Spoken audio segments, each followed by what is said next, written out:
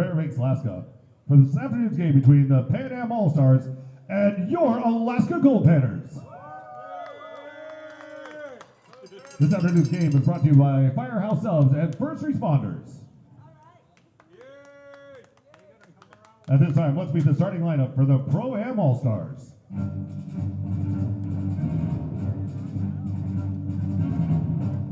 Batting first, number 5, third baseman Bradley Boudreau.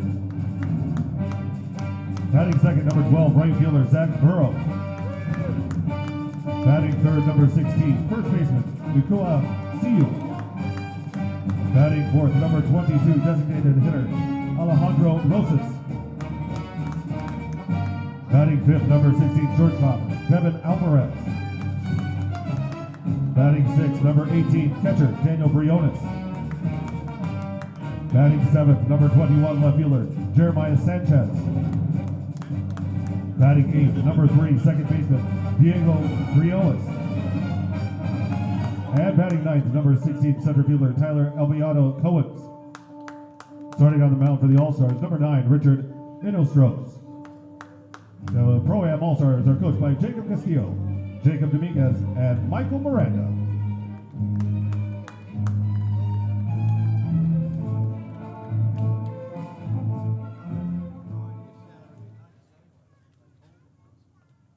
North to Alaska, go north for Russia's home.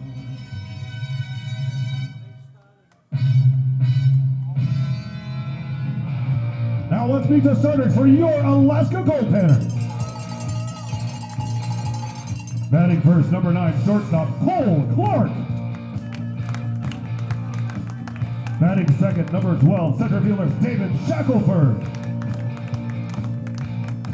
Batting third, number 15, third baseman Lucas Shermer. Batting fourth, number 33, first baseman Efron Ortega. Batting fifth, number 25, left fielder Owen Mealy. Batting sixth, number 46, designated hitter Lucas Torontos. Batting seventh, number 44, catcher Izzy Diaz. Batting eighth, number 5, right fielder Hunter Freedberg. Batting ninth, number 11, second baseman Alex Garcia. And starting on the mound for your Panthers, number 19, Ray Padilla. The coaches are Vince Payne, Dave Dawson, Matthew Gonzalez, and Andrew Trotman. And your Alaska Goldpanners are led by the manager, Carlos Gonzalez.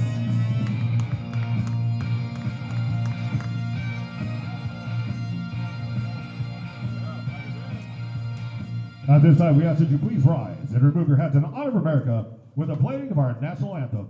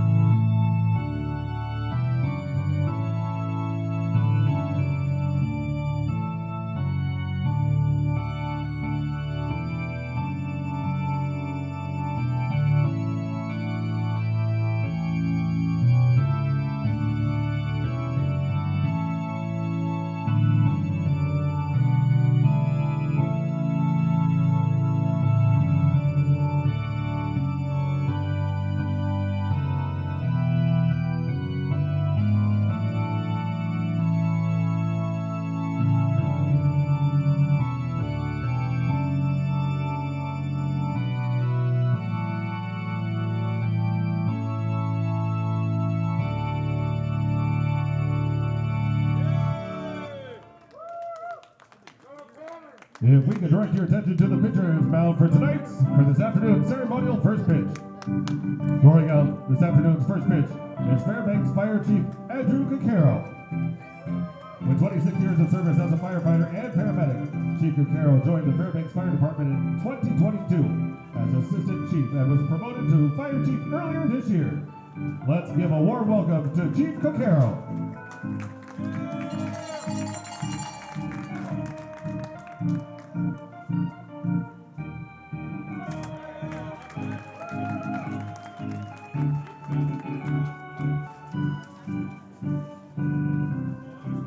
A pleasant good afternoon to all of you tuning into Goldpanners baseball here on PannerVision. We are live on another smoky, toxic day here in Fairbanks, Alaska.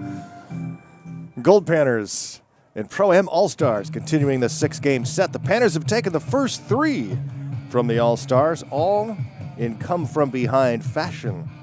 Panthers just rolling along right now. 5 comeback wins in a row, and overall 11 straight victories. Pretty remarkable to do anywhere at any level. 11 straight, which again brings to mind that team in Louisiana that went 59-0 in the NAIA this year. It's incredible. I don't think we're going 59-0 unless we don't lose another game and then win a whole bunch next year. But hey, we'll take this 11-game winning streak and plug along forward. Panthers are 18-4, taking on the All-Stars. And again, the Panthers have taken the first 3 games. A little slow to get the bats going in each one of those games, but Panthers seem to have that knack right now to turn it on whenever they need to, despite some slow starts.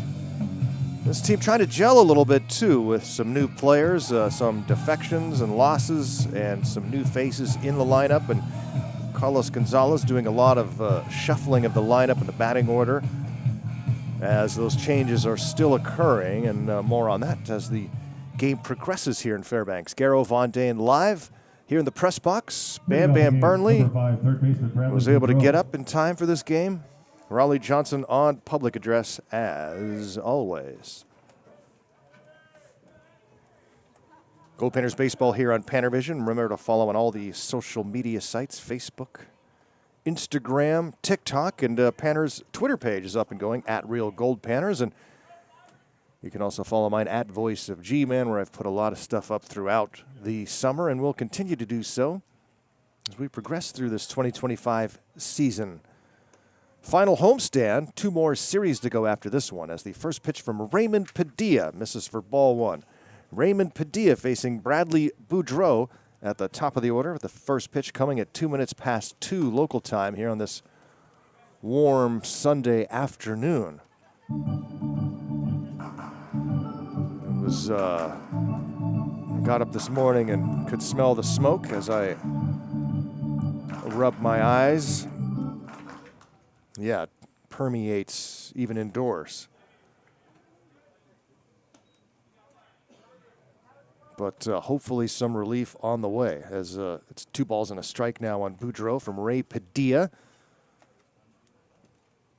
Fort Wainwright, U.S. Armed Forces, working pipeline security. Graduate. Getting to pitch here today against the Pro-Am All-Stars, who are all decked out in their fire hats. Because it's Firehouse Subs and First Responders Day here at the ballpark. And they're giving out those fire hats. And the All-Stars, you didn't get yours, Bam Bam? There's still time. You can run down real quick. Here's the 3-2 pitch, and it's popped back and out of play. Goldpanners coached by field manager Carlos Gonzalez, assisted by pitching coach Vince Payne, and assistant Dave Dawson, as well as Matthew Gonzalez and Andrew Tropman. Pro-Am All-Stars managed by Jacob Castillo. He's assisted by Jacob Dominguez, and strength coach, media relations, Michael Miranda. And it's ball 4, and a leadoff walk. Raymond Padilla has struggled in limited appearances this summer. And it's been a while since he's pitched. It was last month. And we'll see how he's able to do here getting the start against the All-Stars. Panthers are 18-4. Good ball game again last night. The Panthers eking out the 3-1 victory after trailing 1-0 for much of the game. All-Stars scored 1 in the first inning, and that was it. A leadoff single. That runner came in to score on a wild pitch. That would be the last run of the game. The two teams combined for 9 hits. Panthers winning 3-1 despite just 4 base hits in the game. Zach Burrow bats here with a runner at first base and a 2-ball, no-strike count. Zach Burrow, uncommitted redshirt sophomore, hits this one towards left center. And on the run, catching up to it, is David Shackelford. Ball just hung up too long for Burrow. Shackelford covers the ground in center. Makes the catch for out number 1. That'll bring up Nakoa Siu, the first baseman. He'll be followed by the cleanup spot, Alejandro Rosas, the designated hitter. Shortstop is Devin Alvarez. Catcher Daniel Briones in the 6th spot. 7, 8, and 9 for the Pro Ambition All-Stars. Jeremiah Sanchez, the left fielder. Diego Briones, the second baseman. And Tyler Oviedo Cowens, the center fielder.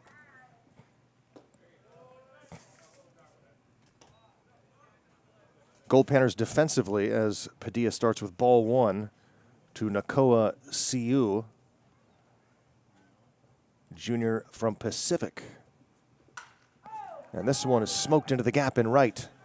And trying to cut it off is Freeberg. He gets some glove on it, but it rolls away from him to the warning track. And being waved around third is Boudreau, and he will come in and score. And it's 1-0. Pro-Am All-Stars, they score in the first inning again. Coming to the plate, number 22. And Nakoa Siu's had a very good series for the All-Stars. He drives in another run. The All-Stars scored in the first inning yesterday. They waited till the second inning the day before. And they have had a lead in every one of these games. But they know no lead has been safe, including a couple of nights ago when they led 9-4 in the 7th inning and still lost. Here's the cleanup spot, Alejandro Rosas. Uncommitted redshirt sophomore for this Southern California team, comprised of players from around the Pro-Am League. Kind of a subdued crowd here on a Sunday afternoon.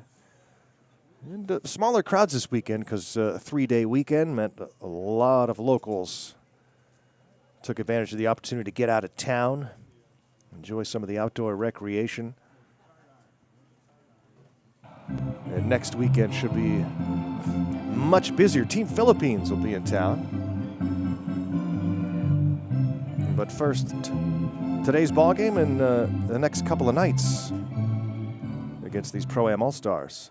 Rosas with 2 balls and no strikes against Ray Padilla. Right-hander's pitch. Catches the outside half. For a strike, it's 2-1.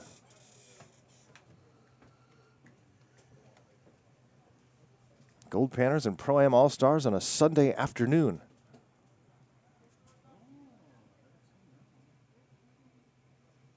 Firehouse Subs First Responders Day at the ballpark. This one is chopped over the mound.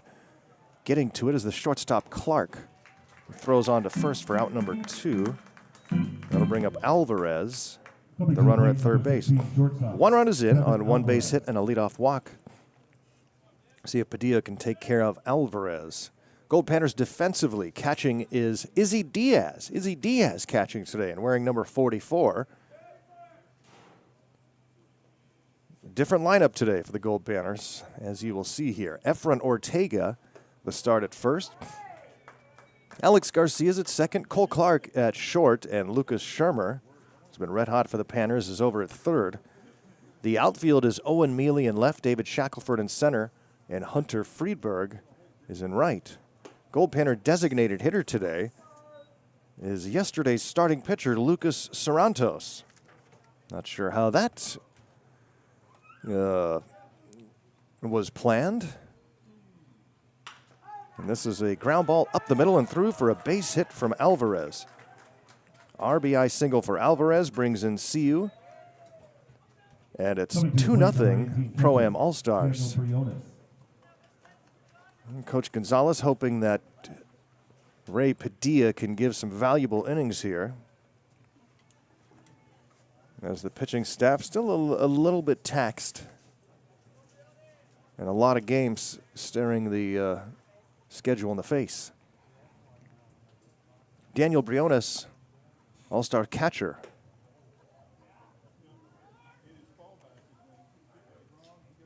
out of Faulkner University, a junior. The Panthers have lost some players. It's crazy how it works out. I talked yesterday about how we had some good news about Luke Thiel, that he was in fact going to stay and be ready to play. Well, things changed and Luke Thiel is departing. So Thiel will no longer be on the Goldpanner roster, former shortstop. And a good one at that. And Panthers will lose his bat and glove. And also, Andrew Banda, who you might remember pitched a lot in the month of June, at least here at home. Ground ball to second. Flip to the bag, goes 4-6. And that's the final out of the inning. And more on Banda and the rest of the Goldpanners. And we come back. The All-Stars take a 2-0 lead in the top of the first. That game brought to you by Fire.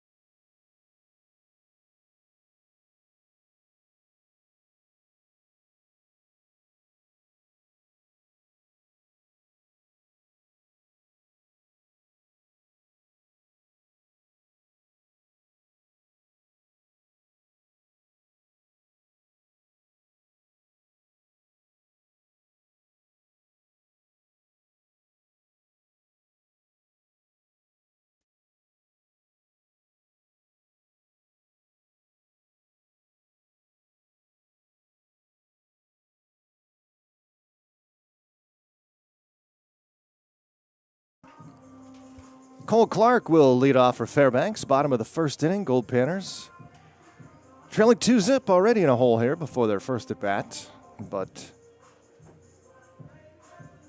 not intimidating the Goldpanners. They've been used to playing from behind lately, and 5 straight comeback wins.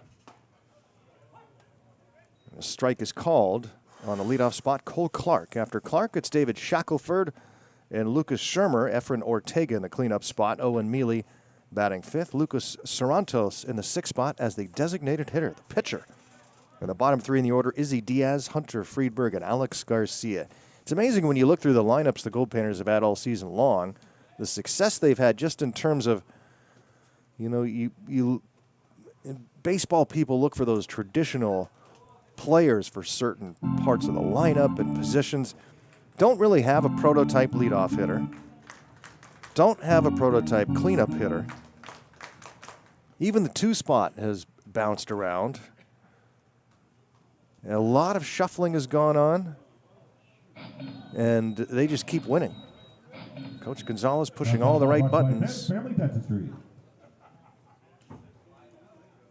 was talking to Carlos last night at Panner Manor and about exactly that, you know, doing the right things at the right times and putting people in the right positions. He's like, I don't know, you know, that's just baseball to me, is what he said. And for the good ones, it comes naturally.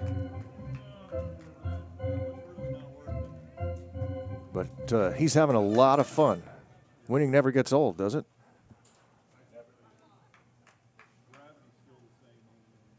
Right-hander's pitch is popped up towards the seats off the left-handed bat of Cole Clark. A nice catch. Good job, man.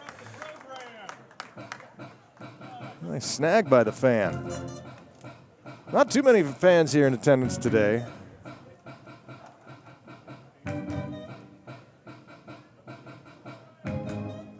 Like I said, that'll pick up this week and this weekend, although we're expecting a lot of rain this week, so we shall see. Here's the 3-2 to Clark. Just misses for ball 4. Rich Inistro is the right-handed starter that I failed to mention here at the outset. Richard Inistro, right-hander from Bethesda University, a freshman. And he starts with a full count walk to Cole Clark, who likes to run. And that brings up David Shackelford for the Goldpanners. Defensively, it's Daniel Briones catching for Inistro. Nakoa Siu at first base. Diego Briones at second. Devin Alvarez at short. Bradley Boudreau is the third baseman. That pitch drops in for a strike. The outfield, Jeremiah Sanchez in left. Tyler Oviedo Cowens in center. And Zach Burrow is in right. It's 2-0 Pro-Am All-Stars. Here in the bottom of the first, the Goldpanners batting, nobody out, runner at first. And the one-strike pitch to Shackelford is fouled back and out of play. Man, thoughts go out to everybody in Texas with the... Every time you look at the news, it's worse and worse from the flooding in Texas. Just tragic stuff down there. And up here, we're dealing with all the fires. But incredibly no casualties, and the firefighters here, there's none better.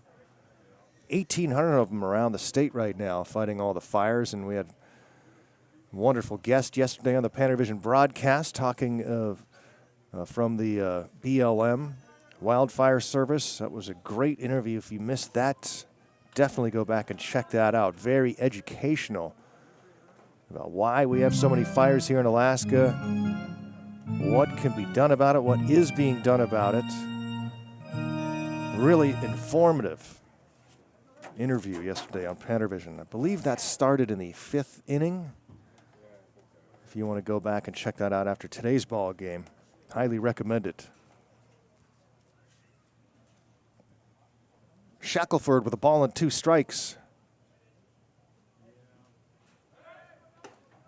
And the runner takes the lead and is picked off at first.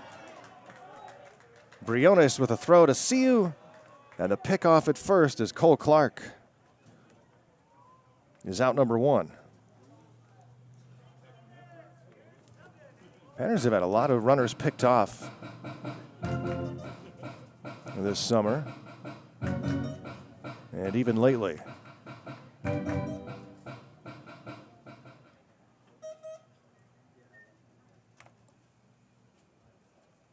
That erases the base runner for the first out, and here's the 2-2 pitch, and it's hit into right for a base hit, naturally. Isn't that the way it always works? But Shackelford trying to start something up here with 1 out. And here's Luke Shermer for the Goldpanners. Talked about his hot bat lately, the junior from Hope, or rather, getting myself all confused here. A freshman to be at Cal Irvine. A lot of guys in the portal right now.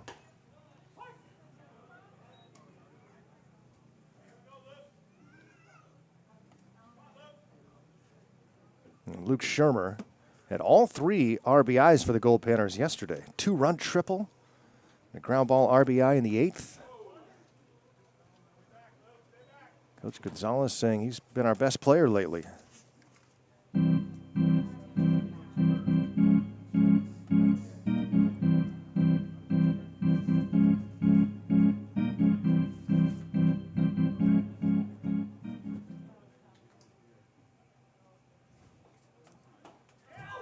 That one hits him on the hand and also gets a piece of Ruben Cabral, the home plate umpire, who reaches up to his head.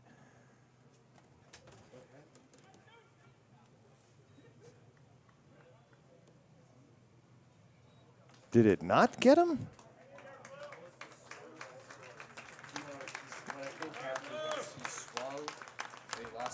Coming to the plate, number 33, first baseman. So he swung and missed, but something happened on the swing. The ball did not hit him, but he hurt something momentarily in his hand, and the baseball caught home plate umpire Ruben Cabral, so it's a strikeout of Shermer. A weird play.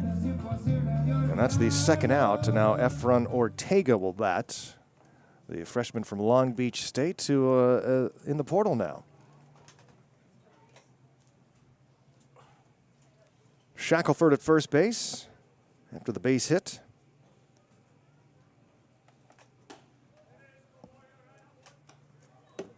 Goldpanners baseball here on PannerVision. Every game archived all summer long. Ortega batting .338 this summer. Goldpanners as a team are at the .268 mark. Staff earned run average 3.66 right now. The Goldpanners offensively, despite batting just .268, are averaging 7.5 runs per game.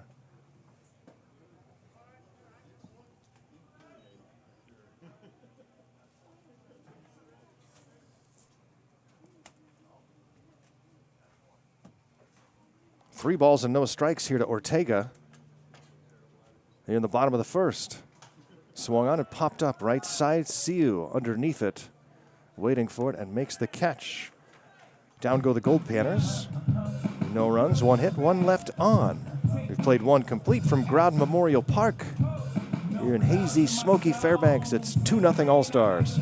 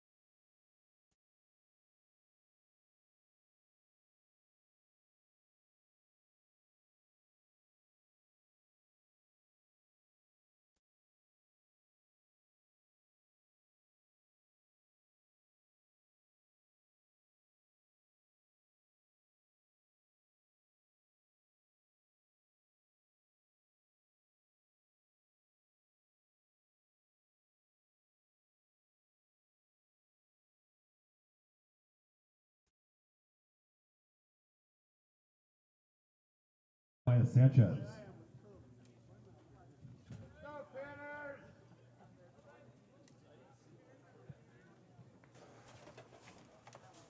Top of the second inning here from Growden Memorial Park. Garo Von Dane greeting you back to the Golden Heart of Alaska. Midway through this series with the Pro Ambition All-Stars from Southern California, mostly JC guys, some D1 recruits. All-Stars pick up 2 in the first inning. RBI double from Nakoa Siu.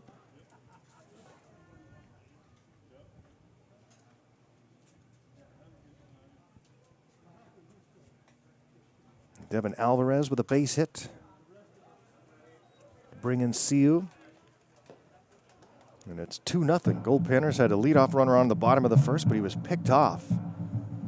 Shackelford singled with 1 out, but was stranded at first after a strikeout and a pop-up. And now it's Jeremiah Sanchez. 7, 8, 9 spots up for the Pro-Am All-Stars here in inning number 2. And the 1-2 pitch is chopped to the right side. Agar fields a high hop and throws on to first. One down. Coming to the plate, number 3, second baseman Diego Briones.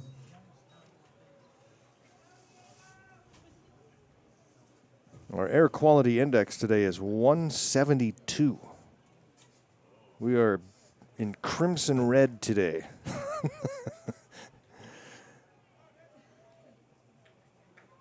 Worse than yesterday, it says.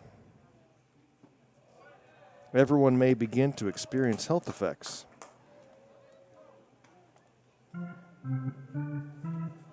Cool. Lots of carbon monoxide, some nitrogen dioxide.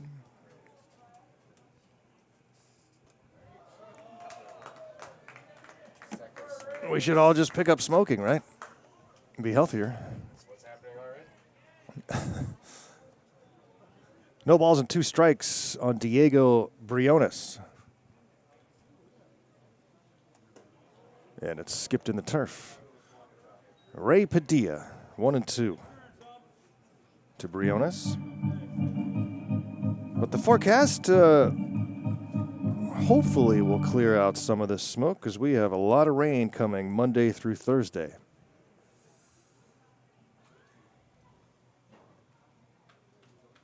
See what that does for our games. Here's the 1-2, and it's a slow chopper to the left side. A backhanded stop at third by Shermer, who makes a great play.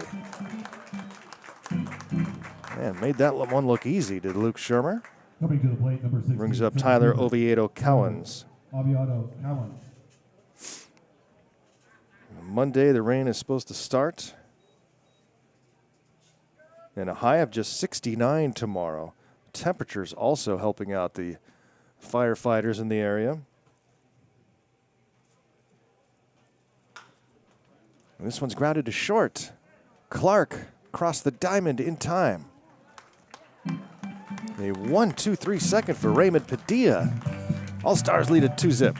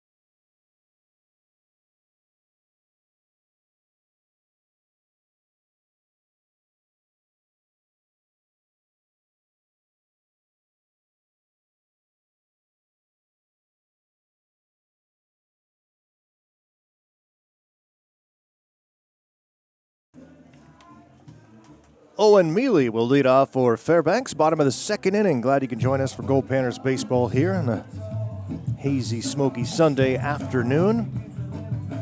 We're still enjoying life here in the press box. Summer rolls on here at Growden. That's a high pop fly to right. Zach Burrow makes the catch. 1 pitch, 1 out as Owen Mealy's retired, and that will bring up the designated hitter, yesterday's starting pitcher, Lucas Sarantos. Sarantos getting a turn to bat. 6 innings yesterday. Gave up a run in the first inning, and that was it. Just 3 base hits over 6 innings, 7 strikeouts, and 1 walk. And even the run that was given up, really, he gave up a single, but then Zach Burrow stole second, stole third, and then scored on a wild pitch. And it really wasn't that wild. It just hit off the top of the catcher's glove. It was high. So another good outing for Ceremonial. And now swinging the bat here, right-handed hitter against the righty Rich Inistro. And the 0-2 delivery, Ceremonial, one lands 6 feet in front of the plate. We talked about some of the Goldpanner losses. Andrew Banda, Luke Thiel, and Ian Armstrong is likely done for the season. A huge loss there. It's not final yet, but it's not looking good for Ian. Swing and a miss. Ceremonial strikes out. 2 down here in the second. Coming to the plate, number 44. Sloan Barrett Izzy Diaz. departed last week, right after we got back from Grand Forks. But some new faces. We've been watching Cole Clark play the last few days, and Jamie Mullen. And we're looking forward to the arrival of Matthew Pinal. He'll be here on the 9th. An excellent two-way player, hard-throwing pitcher, and a power bat. What could be better? He'll be back for his second tour with the Goldpanners after playing here a couple of seasons ago. And some more players will be coming for sure. You can bet on that. Goldpanners need a catcher now without Armstrong. Izzy Diaz is catching today. He's an outfielder. 2-0, swing and a miss from Izzy Diaz. Swing number 44 for some reason today. I think that's Andrew Trotman's number. Diaz usually wears number 6. Here's the 2-1. And it misses 3 balls and a strike from Inistro. Panthers 1 base hit, no runs. Inistro has walked 1 and struck out 1.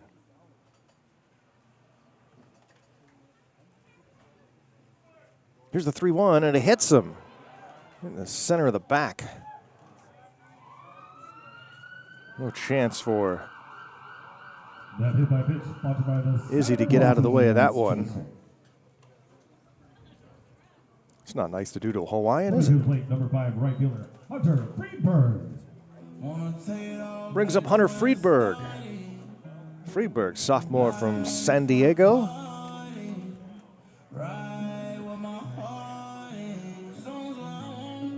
Pinch hit in yesterday's game, popped up to third.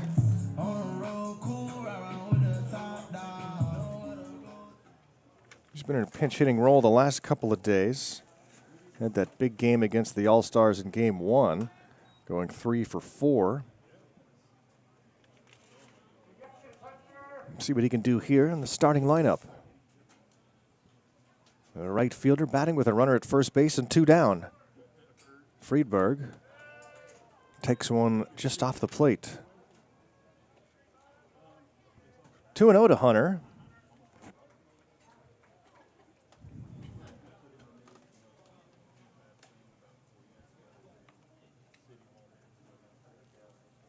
A lot of umbrellas out today. And here's a ground ball to short, and taking it himself to the bag is Alvarez for the force out. And that takes care of the Goldpanners here in the second inning. No runs, no hits, 1 left on. We're going to the third. It's 2-0 All-Stars.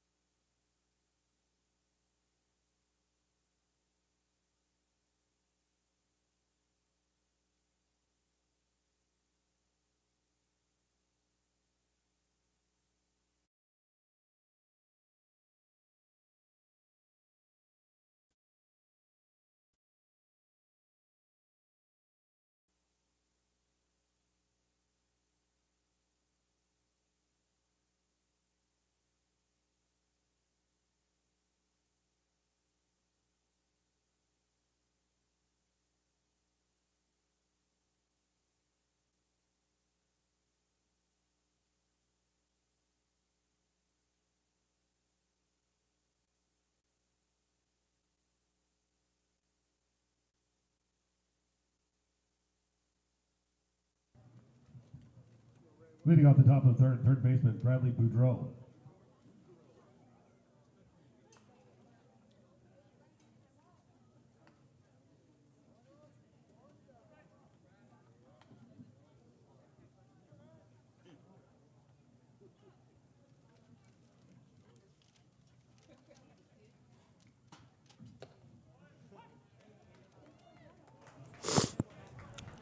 Okay, hello. I am not Garrow Von Dane. He had to attend to something this inning. It is the first appearance of the camera operator, Bam Bam, on the play-by-play. 1-1 count to, I don't see his number, to number 5. Make that 1-2.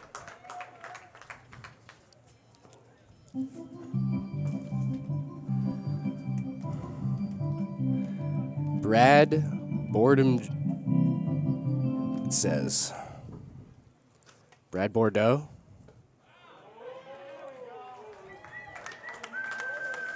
Yeah. Now batting right Bradley fielder, Boudreau Zach strikes Burrow. out.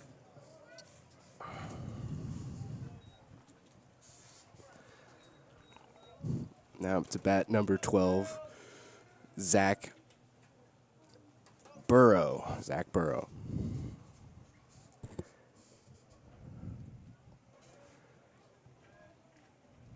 Faces off against Ray Padilla here in the top of the third.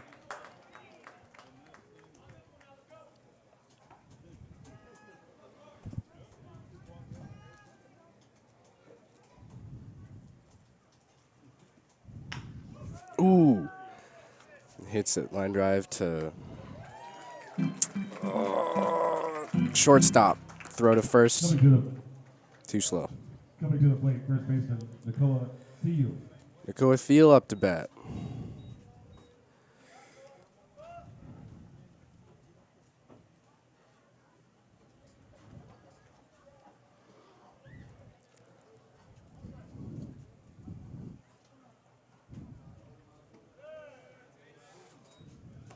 Takes a ball.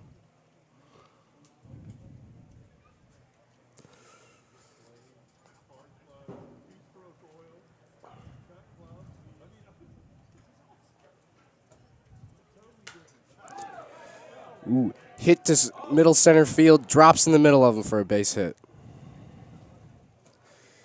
Thiel on base. At the plate, designated hitter, Alejandro Rosas. Alejandro Rosas, number 22, designated hitter. Up to bat against Ray Padilla.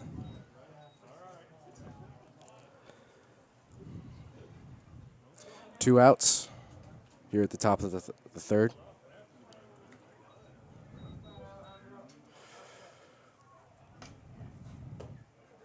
First pitch strike on Alejandro Rosas.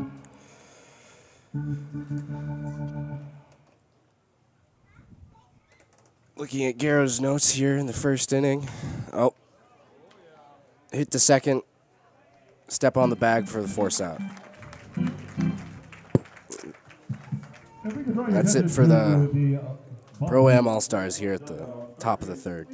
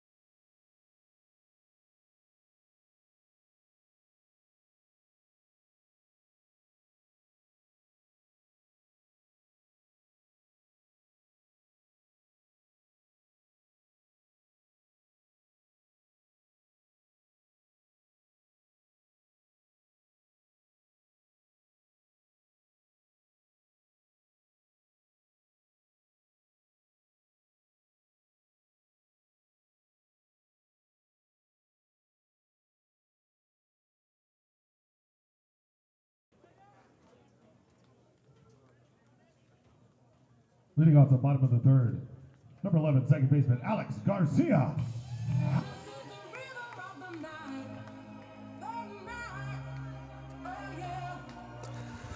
Here at the bottom of the third, Alex Garcia, crowd favorite, leading off for the Panthers. Number 11 against a new pitcher that just got put in. No number. I don't know who he is. John Doe. His name is John Doe, apparently. So we're just going to go with that. Garcia takes ball one from John Doe.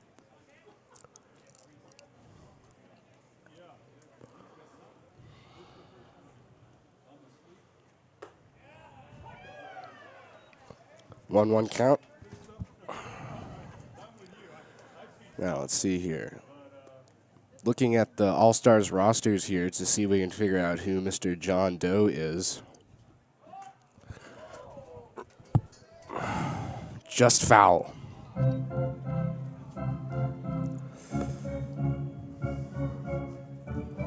a little tempted to yell down there and just ask who he is, but that would be a little unprofessional in the middle of the inning.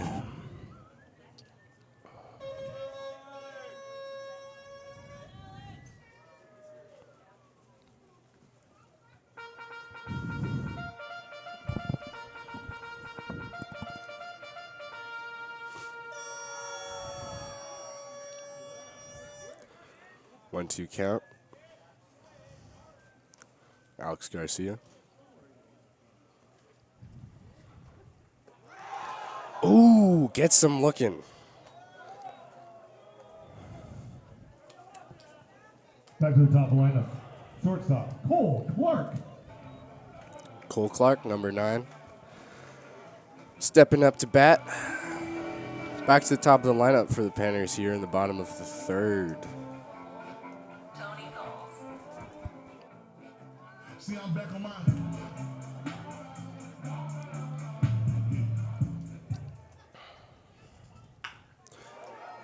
Hit to first.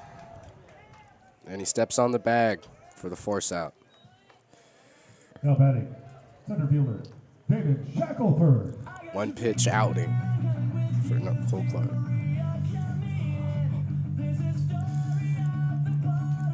David Shackelford stepping up now, number 12. Where's David Shackelford from? Let's take a look here. David Shackelford from Hope International.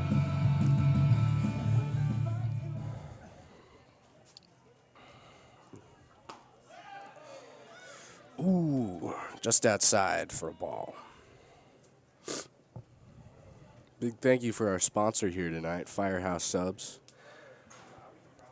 Giving out some goodies at the door, like these awesome fire hats that are too big for my head, and I have split trying to put on. Fortunately for me, I'm not a toddler.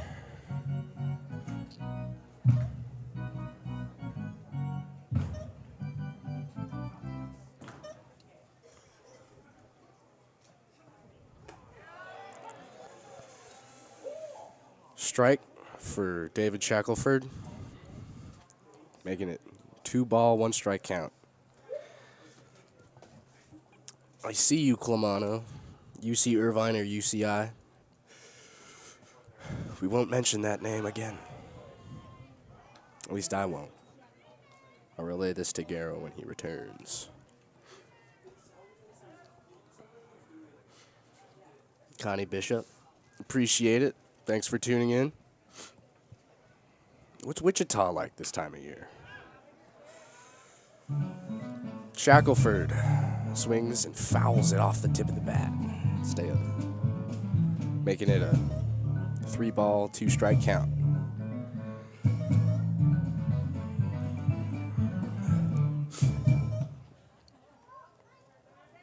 Two outs here at the bottom of the third. And here's the payoff pitch.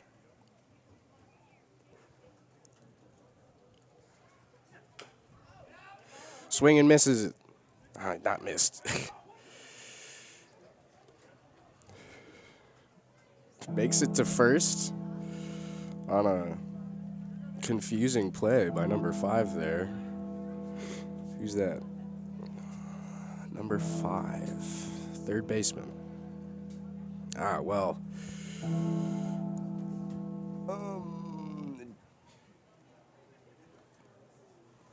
David, I can't read his handwriting. The pitcher and the catcher having a little meeting there. I guess that was a foul, was the call? Shackelford still in after fouling the ball off to stay alive.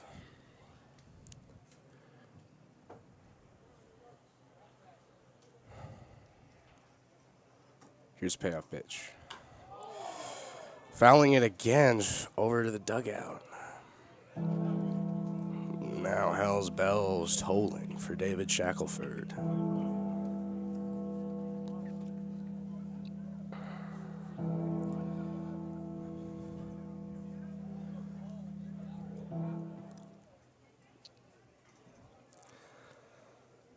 Here we go. Oh! Ball so high it almost hits him in the head. Shackelford makes it on. With the 4-ball. Going to the plate, third baseman, Two-strike count. Shermer. Logan Shermer, number 15, up to bat. Here at the bottom of the third. Where's Shermer from? I'm learning all of these things for the first time. It's not my job to know these things. Number 15, Lucas Shermer from UC Irvine. Takes a ball.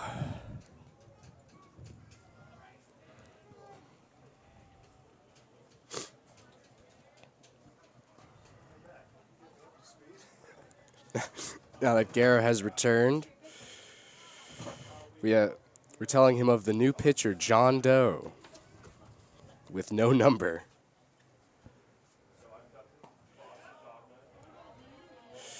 Shermer takes a strike, making a 1-ball, 1-strike count. Here at the bottom of the third. Shackelford on first. Pitcher John Doe. Still pitching. Still don't know his name. I tried. DeBoer. Number 5 is Bradley Boudreau at third. Thank you. Boudreau. Boudreau in full caps. I wonder if they're related, guys. Thank you for letting me know that's Bradley over there at third. I don't have access to all of Garrow's notes, so. Swing and fouling it off, third base side.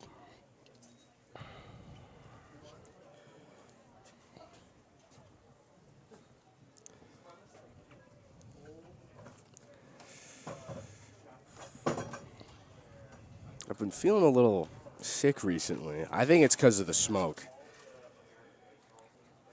There's a lot of fires around Alaska. You can catch an interview with Jane, the firefighter that we had on yesterday's game during the 5th inning.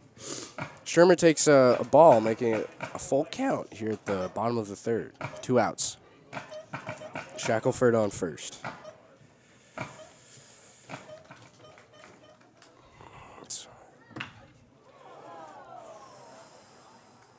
Fouling it off. Third base side going all the way to the wall. Wow. David Noah chiming in that it's raining in Wichita. We could use some rain up here. Wash out the smoke from out of the sky.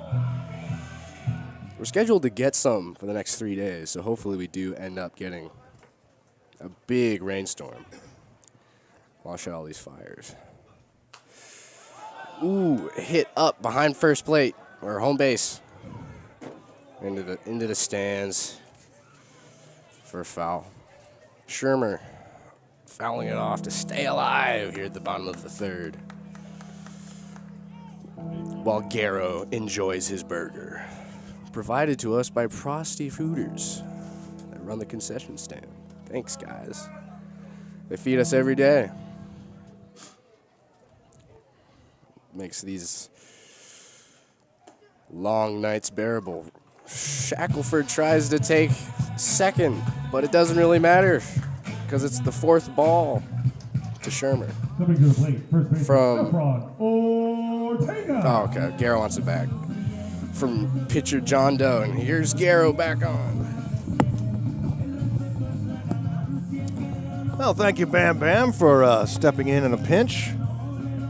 Yes, I was eating a burger a few seconds ago, but that's not why I had to depart. That's another story. But I'm back, baby, and it's still 2-0. So, hey, nothing changed, right?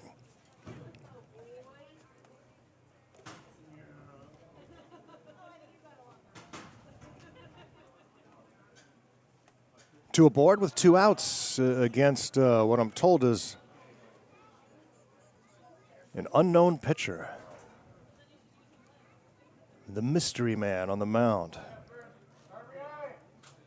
Efren Ortega at the plate. Gold at first and second, and Ortega hits this one high and deep to center field. Going back is Oviedo Cowens, and he's on the warning track deep in that corner in center field. And Ortega had plenty of distance, but not for that part of the park. That is out number 3. It remains 2-0. All-Stars headed to the 4th.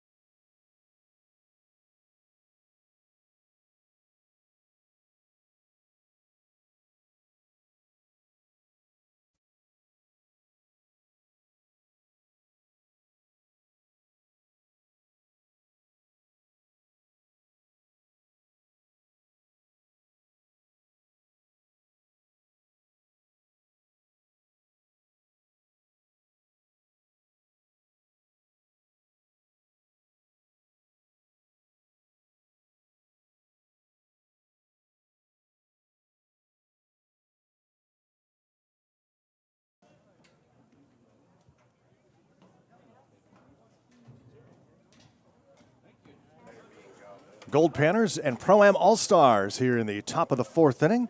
All-Stars picked up 2 in the first, and that's been all the scoring in this one. Raymond Padilla, though, has settled things down after a rocky first. And now works here in the 4th against Evan Alvarez, Daniel Briones, and Jeremiah Sanchez. And Alvarez wears that one. He's on base for the 2nd time in the game, the hard way this time, and brings up Daniel Briones, the catcher for the Pro-Am All-Stars. Just 2 innings for Richard Inistros. And now we are efforting the information on who the pitcher is.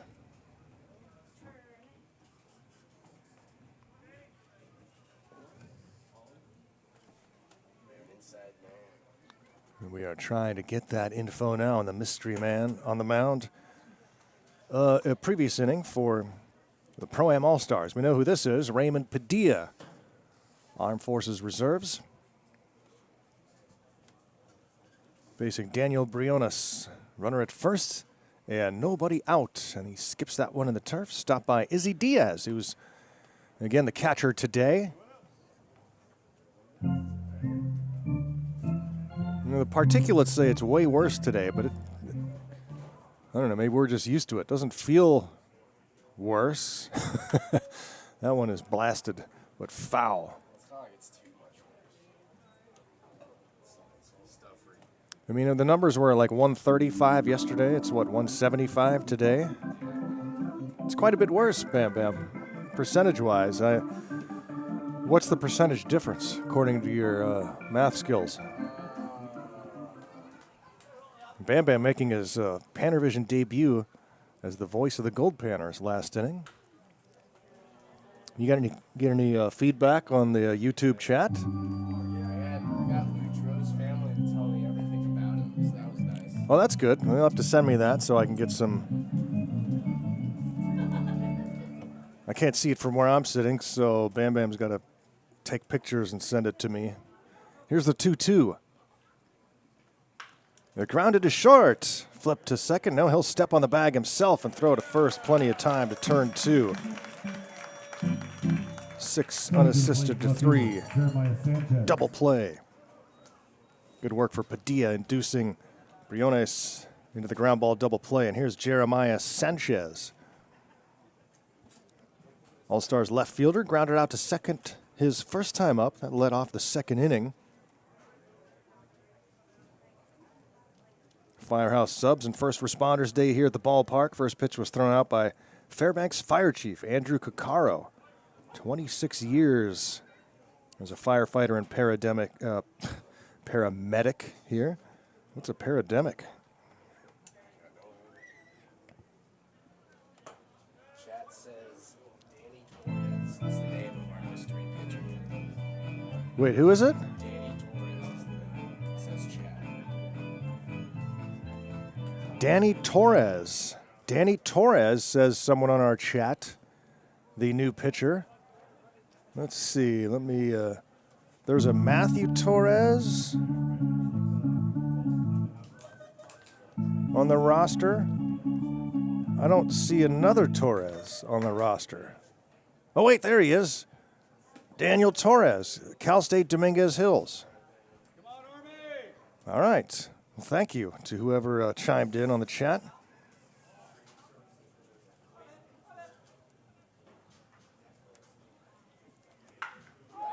Man, that one is ripped, but it foul. First base side.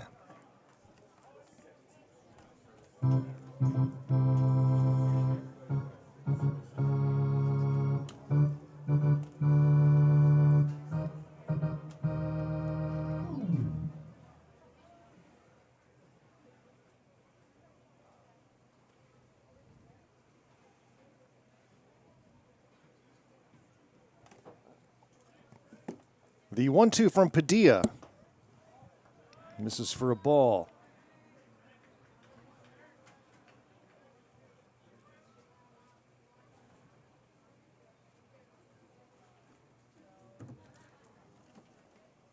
The 2-2 is up high from Padilla. Jeremiah Sanchez from Colorado State University, Pueblo. Down by the river. The Fountain River. This ball is smoked into right. That'll drop for a base hit. Cutting it off is Friedberg. In a 2-out single for Jeremiah Sanchez. He was hitting the ball hard in that at-bat. A few foul balls before squaring that one up. And here's Daniel Briones, who grounded out to third in his first plate appearance. One of the two Briones, along with Diego. Daniel, a junior at Faulkner University. These guys play at schools all over the place. I mean, Southern California guys for the most part, but, I mean, the schools are all over. Hawaii, Pacific. Got schools in Maryland, Colorado, New York. Even Youngstown State, Youngstown, Ohio. Man, that would be some crazy culture shock going from Southern California to Youngstown, and a stolen base for Sanchez. I love Youngstown, but it is still trying to get out of the hard times.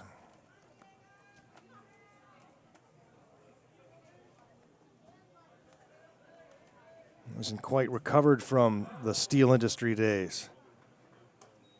Like a lot of smaller areas, Pittsburgh made a gigantic recovery, but that's a metropolitan area with the three rivers, hospitals, universities. A little tougher for those small towns in the Rust Belt. 2 balls and 2 strikes, 2 outs and a runner at second. It's 2-0 All-Stars. A lot of twos here, but we are in the 4th inning. Briones facing Padilla. Grounds this one to third. Shermer. Perfect. That's it for the All-Stars here in the top of the 4th. 3.5 in the books. It's still 2-0 Pro-Am.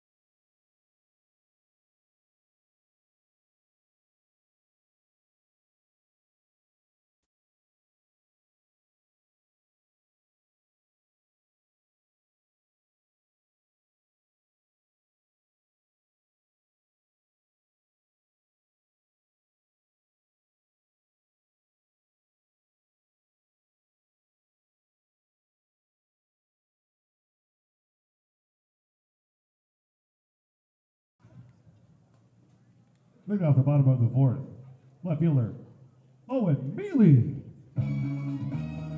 Just blaze. Oh, baby. Killer. All the girls see them. Look at his kicks. Look at his car. All I say is, look, mommy, I'm not.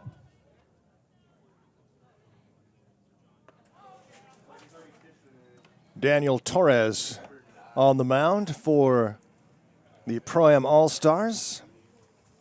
Second inning of work in relief of the starting pitcher, Richard Inistro.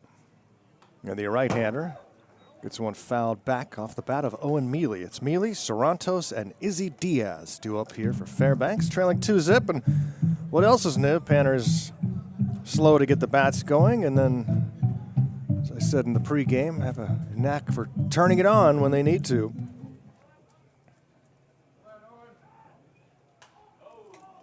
That one's fouled out of play. Smallish crowd here today, enjoying Sunday afternoon Panner ball. That ball brought to you by Speedy Glass. Not too many Sundays left, just 2 more Sunday games here at Growden after today.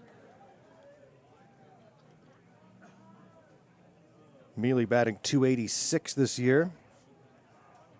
Just 21 ABs.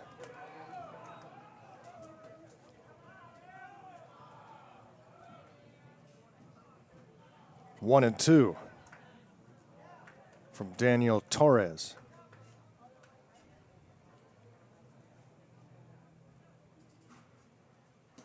Swings and misses. That's the dugout you hear going wild for the Pro-Am All-Stars.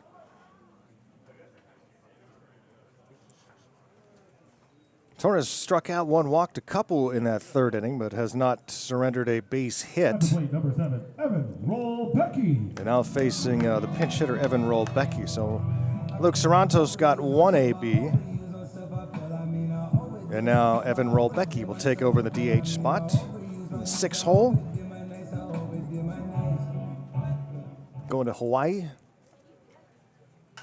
Rollbecky batting .274, and he hits this one high and deep to left, but it is foul. Cleared the fence and left, but a good 30 feet foul. It winds up in the grass in front of 2nd Avenue, right by the old Fairbanks Curling Club. That is a really cool spot. I've been in there a few times. It's much bigger than it looks because it's dug out underground.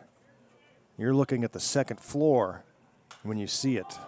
From here, this one is popped up high on the grass behind second base, and it's the shortstop Alvarez making the catch. Take care of Roll Becky. Coming to the plate, catcher Izzy Diaz. Goldpanners have 1 base hit so far. That was a one out single by David Shackelford in the first.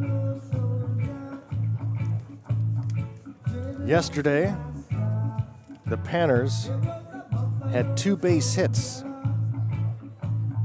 going into the 6th and ended with 4 for the game. The day before, the Panthers had 2 base hits going into the 7th.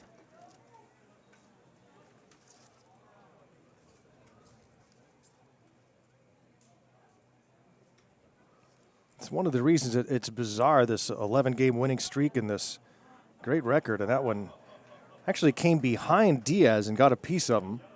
So he's hit by a pitch with 2 outs. Second time in the game he's been hit by a pitch. Brings up Hunter Friedberg. Yeah, it's odd. There's a lot of numbers that aren't favorable for the Goldpanners, but still, they've overcome it all to keep winning. And that's one of them, just the offense. Very slow to get going, and a lot of times just don't hit. Had 4 hits last night, still won. Grand Forks were crushing the baseball the whole time. But in Fairbanks, it's been a different story. This one is fouled back and out of play. The team batted right around 350 in Grand Forks. But here in Fairbanks, it's been closer to 225.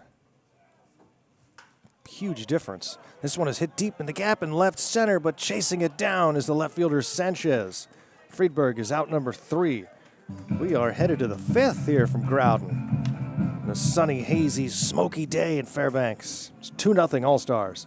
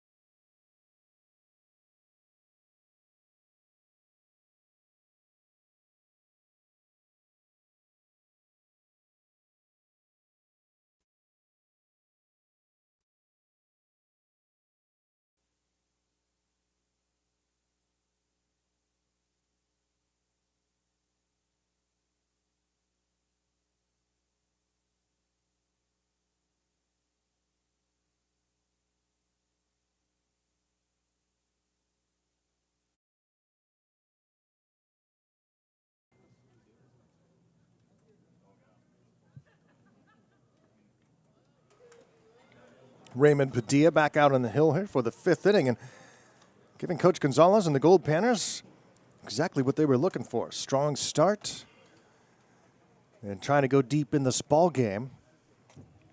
Ray Padilla, little used pitcher from here in Fairbanks, and a high fly ball by Oviedo Cowens is caught in center field by Shackelford. One up and one down as we go to the top of the order. And Padilla struggled a bit in the first inning, allowing 2 runs on a couple of base hits and a leadoff walk. But since then, just 2 singles. Hasn't walked anybody since that leadoff spot. Did hit a batter, but he's gotten a double play ball, some ground ball outs, a couple of strikeouts.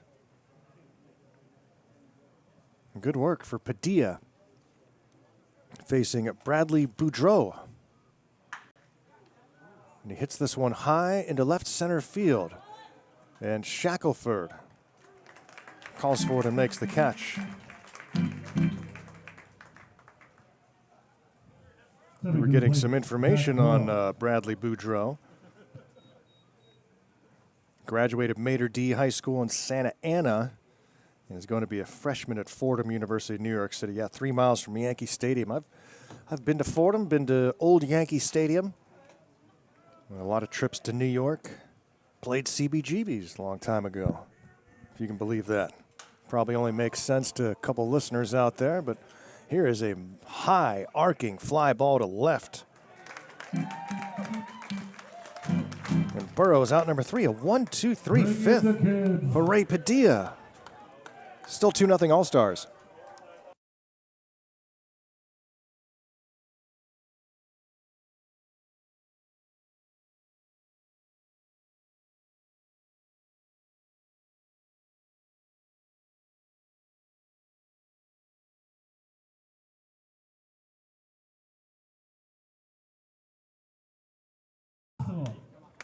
Ready? I'm going to give a countdown.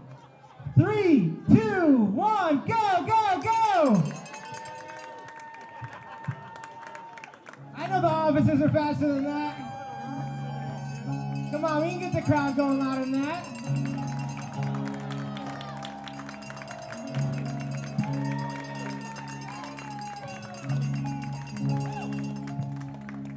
Go, go, go, go, go!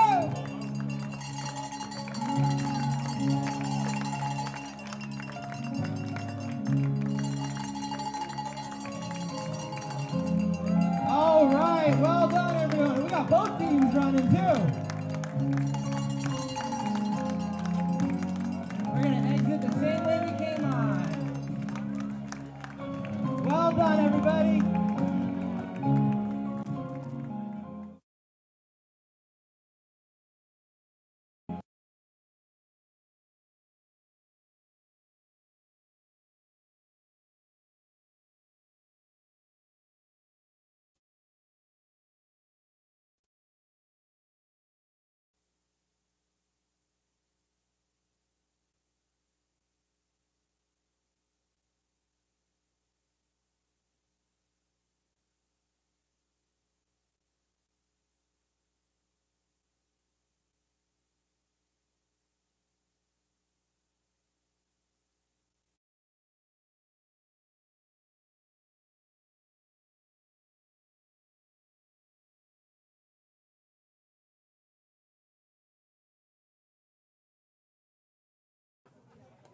Hitting off the bottom of the 5th. Second baseman, Alex Garcia.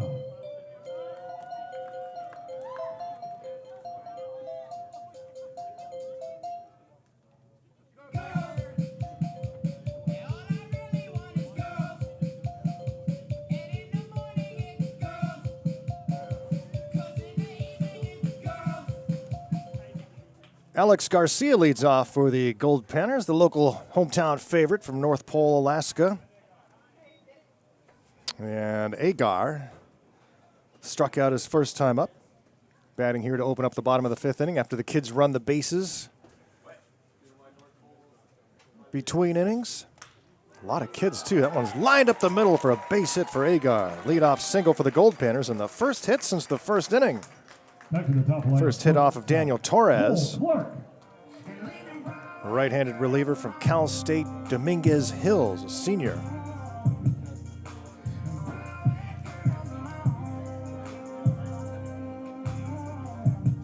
And here's Cole Clark. Top of the order, 0 for 1 with a walk. These smoky days always bring back in my memories just one of the many hilarious things that old John the Printer, John the Ticket Man, some people called him, as there's a line drive up the middle and through for Clark. Back-to-back hits, and all the way over to third goes the speedy Agar. Gold at the corners. Panthers in business here in the 5th. Yeah, back in 2004, we had really bad fires all summer. We were getting about 2 or 3 people at the game because it was so bad. Smoky and way worse than this. And John, our old friend John, we call him John the Printer because he had a print shop in town and lived here by the ballpark and used to take tickets for many years when we had paper tickets at the front gate. Well, we still have paper tickets, but he would take the tickets at the front gate.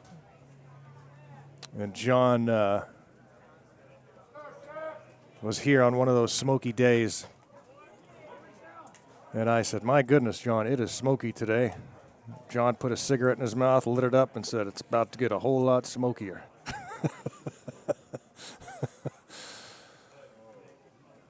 He was really good at the one-liners, Johnny. Naturally funny guy. And still working at a gift shop. At least he was last summer when I ran into him downtown.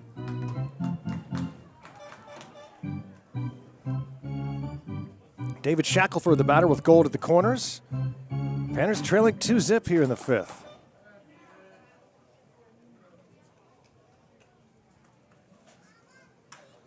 Liner to right by Shackelford. That'll bring in a run.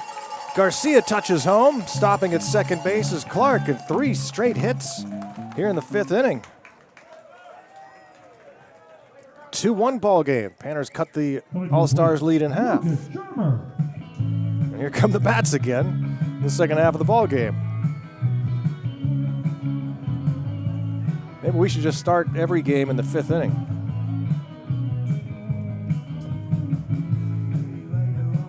Brings up Lucas Shermer. Special hello to my good friends Don and Ann Dennis, the Dennis family down in Grand Junction, Colorado, their new home there. Don Dennis, who was the general manager of this team from the mid-'60s all the way to 2011, presided over all those glorious Goldpanner years.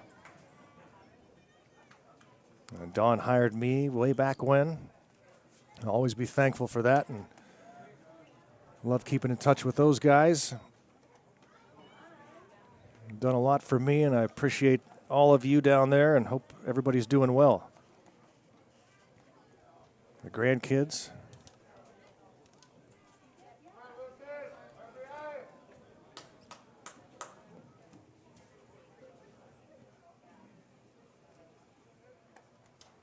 Goldpanners with runners at first and second here. And Lucas Shermer, 0 for 1, with a strikeout and a walk so far. Panthers now trailing by 1 as they try to rally here in the 5th. They've already pushed 1 run across. Torres pitch, swung on and popped up right side, foul territory. Long run, and it's going to get out of play. Lands on top of the turtle. Foul territory. That area is open this year for kids to run and get foul balls. Usually that's closed. That gate's usually closed where all those kids are always playing baseball. But a lot more baseballs for the kids.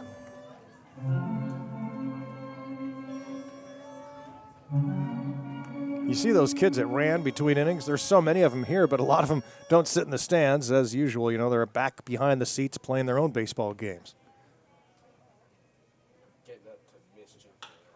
This one is hit hard to left, but Sanchez in good position to make the catch for out number 2.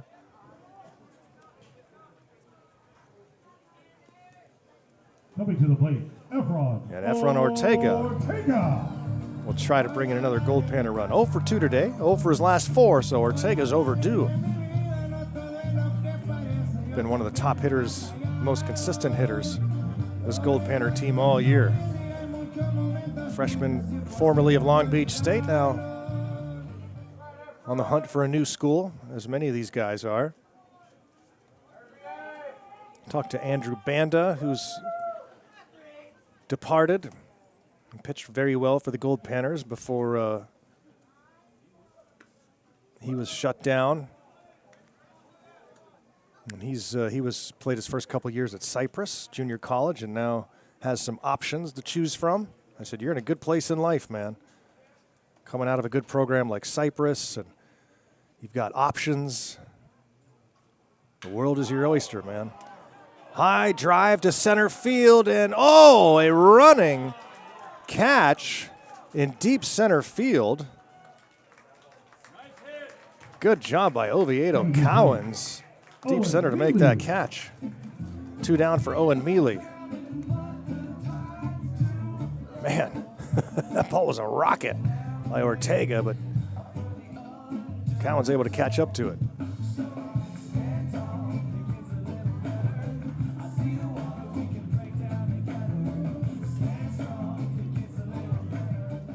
And now it's up to Owen Mealy. Gold at the corners. Clark tagged from second, went to third on the play. And Torres trying to preserve this 1-run lead here. Deals a strike on the outside half to Mealy. Flew out to right and struck out swinging in the game so far.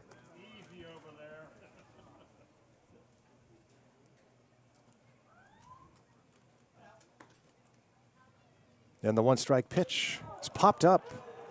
Shallow center. Oviedo Cowens calling for it. It makes the catch. 3 straight hits and 3 straight fly ball outs. But the Goldpanners pick up a run. And it's now 2-1 after 5.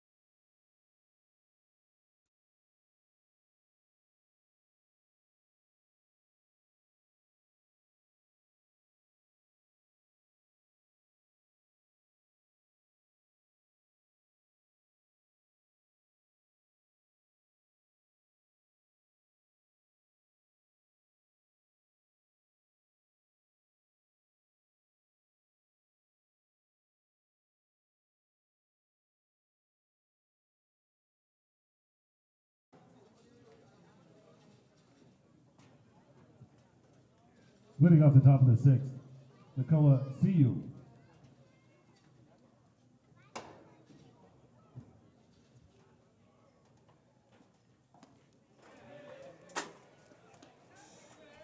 Goldpanners trail 2-1 as we start the 6th. All-Stars extinguish a Goldpanner rally in the 5th. And Raymond Padilla been cruising along since giving up 2 in the 1st. Works into the 6th here, facing Nakoa Siu. RBI double way back in the 1st. Came in to score. Grounded into a fielder's choice his last time up.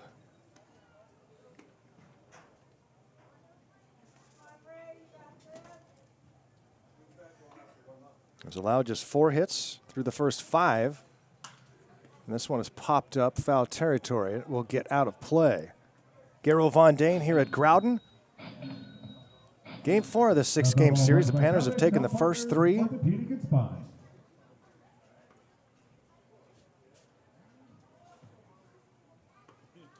Now one hits CU.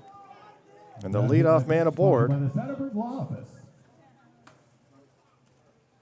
for the Pro-Am All-Stars.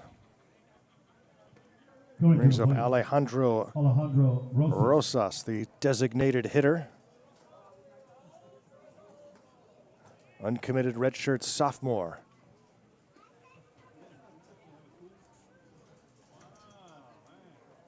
Enjoyable day here at the ballpark. Another close ball game between these two. They all have been. No one-sided wins. All competitive. All games that the All-Stars had a chance to win. Just haven't been able to close the deal.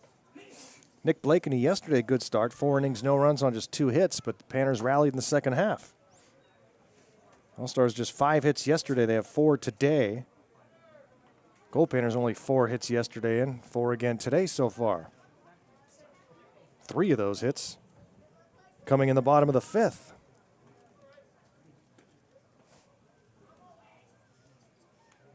Padilla checks the runner at first and throws over there.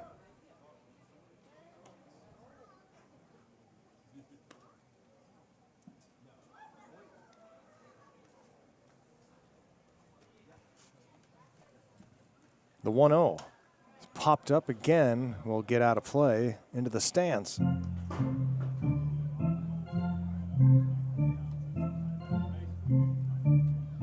The All-Stars have a videographer here getting a lot of footage. Big Pirates fan. He's always got Pittsburgh Pirates stuff. Talked to him for a while a couple of nights ago. Talking all about the Pirates. He got to see them play in Seattle against the Mariners. Today, Paul Skeens again dealing for the Pirates, but got no run support as always. I grew up a big Pirates fan, but it's hard to call myself one these days with the way ownership is destroying that fan base and franchise. As I get on my soapbox. This one is blooped up right side, foul territory. Ortega couldn't catch up to it. And that's what I told that gentleman with the All-Stars. I'm like, it's hard, man. It's hard for me to cheer for the Pirates right now because they just, ownership will not give them a chance. You have a once-in-a-generation pitcher in Paul Skeens. You have a great pitching staff, a World Series caliber pitching staff, and they just will not go out and get some bats. It's unconscionable. As the Nutting family takes advantage of that huge Pirate fan base. Runner takes off. Here's a ground ball to short, so that keeps him out of the double play. They get the out at first. CU gets to second base. 1 down now for Devin Alvarez. Devin Alvarez.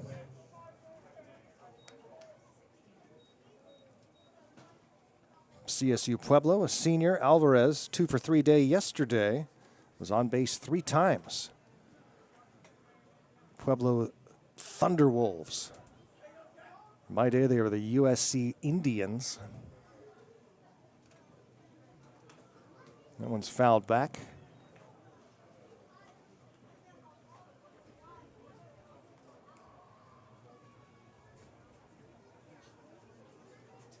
Alvarez, RBI single in the first, was hit by a pitch in the 4th. And Izzy Diaz is really hurt right now. Diaz, the emergency catcher for the Goldpanners, an outfielder, is now writhing in pain on the field. As the trainer comes out to check on him, Coach Carlos Gonzalez there too. And I don't know where that baseball got Diaz, but he's in a lot of discomfort right now, and the Panthers in a bit of trouble here without catchers. Efren Ortega is the only other catcher, and he's at first base right now. And he and Coach Gonzalez having a quick discussion right now. And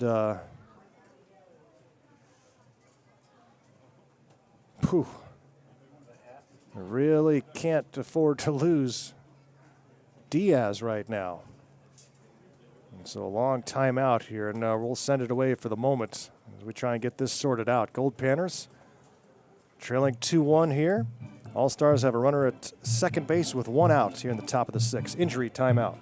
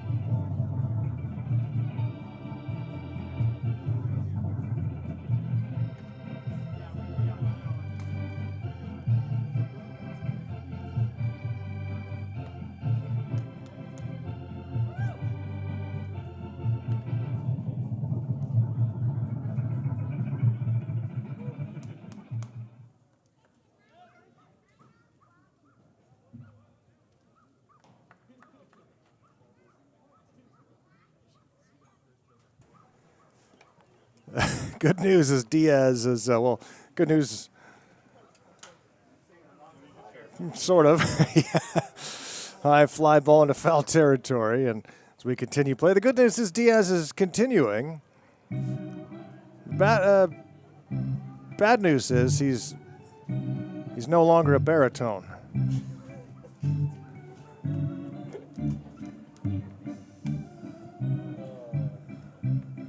Diaz is a gamer. Oh, is he? Tough afternoon there. Little grounder back to the mound, and Padilla throws to first.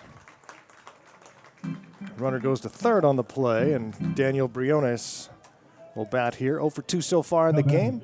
Daniel Briones. Facing Ray Padilla, who's trying to keep this a 1-run game. Good work for Ray Padilla today. And that tough first inning, you thought, oh boy, could be a tough outing again for Ray in his first appearance on the mound since June. But a lot of credit to Ray. He really settled this game down, has held the All-Stars to just 1 hit since that first inning.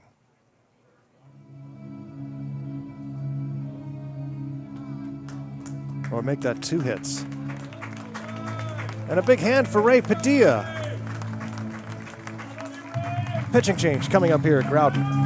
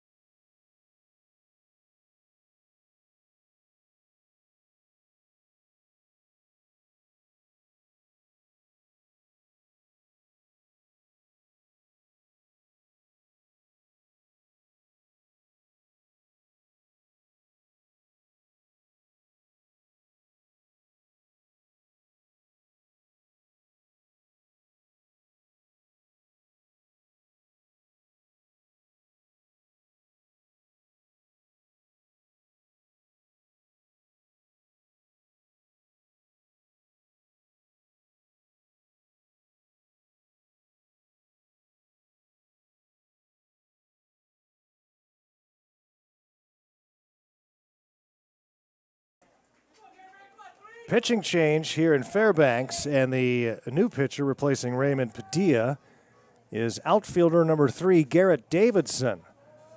Freshman at UC San Diego from Tustin, California, Garrett Davidson. His first appearance on the mound for the Goldpanners, the left-hander, facing Daniel Briones with 2 outs and a runner at third base. And the All-Stars leading the Goldpanners 2-1 here in the 6th.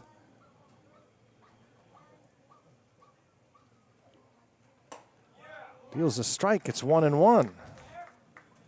Decent velocity, too, from the outfielder. Davidson pitching to the catcher, Daniel Briones. Swing and a miss, 1-2. Davidson gets the ball back quickly. Toes the rubber.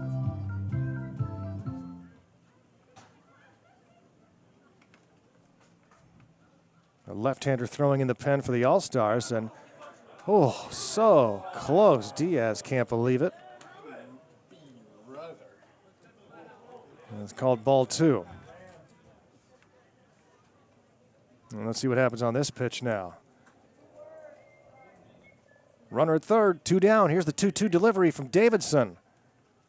Gets him looking. Can't look at 2 of those pitches, Daniel.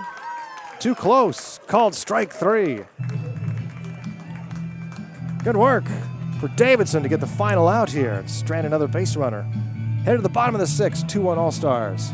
All right, everyone, get those raffle tickets out.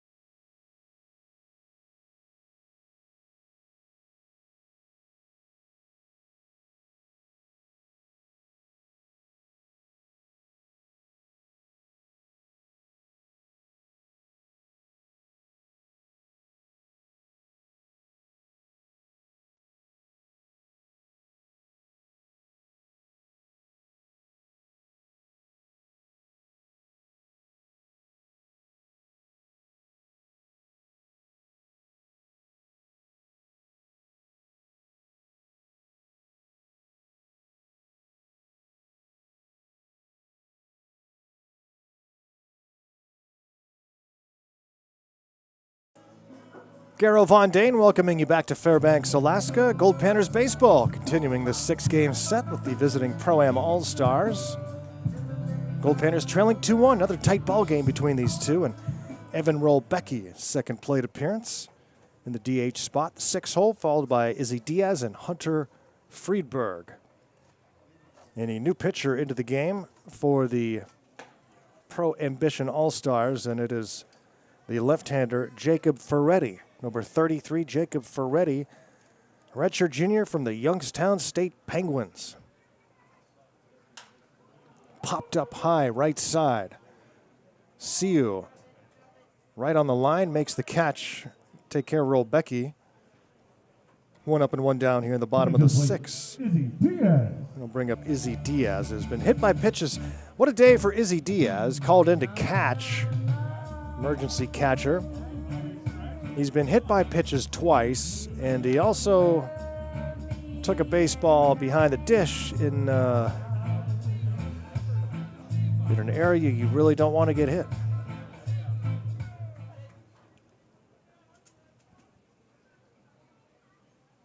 First pitch to Izzy. He takes a strike.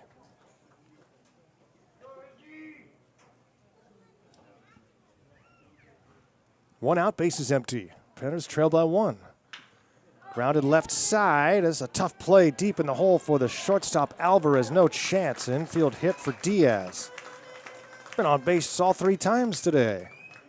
Now batting, Hunter. It seems to be running okay. Friedberg. And here's Hunter Friedberg. 0 for 2.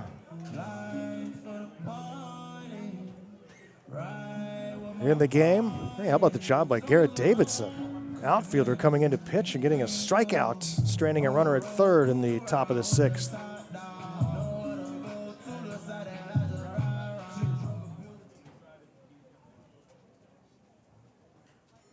Now Friedberg out of Lakewood, California. Takes a pitch inside from the new southpaw Jacob Ferretti.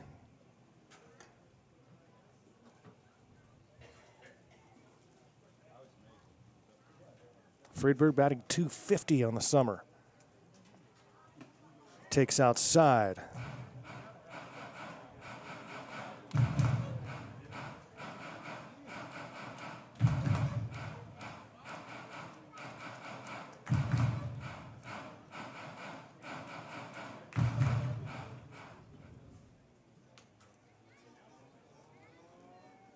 San Diego Toreros throw to first base. Excuse me, sir. Runner back safely.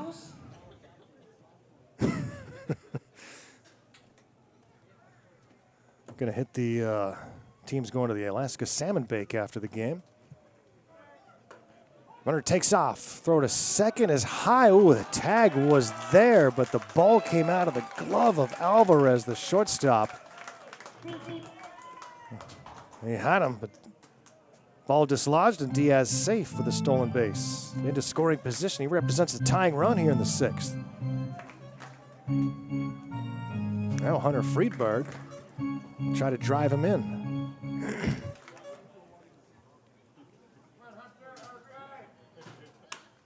Chopper behind second base. Alvarez will throw on to first.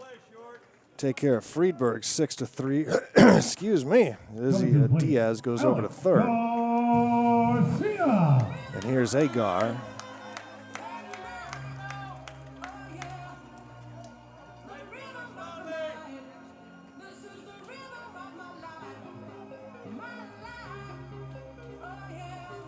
Alex Garcia singled and scored in the 5th inning.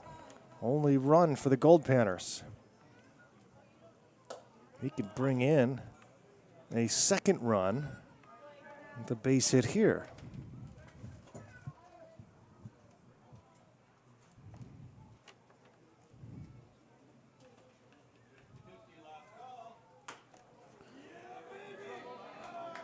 Shot to the left side, and Agar thrown out by half a step. That's it for the Goldpanners. They strand a base runner on 1 hit. We've played 6 complete. It's still 2-1. Pro-Am All-Stars.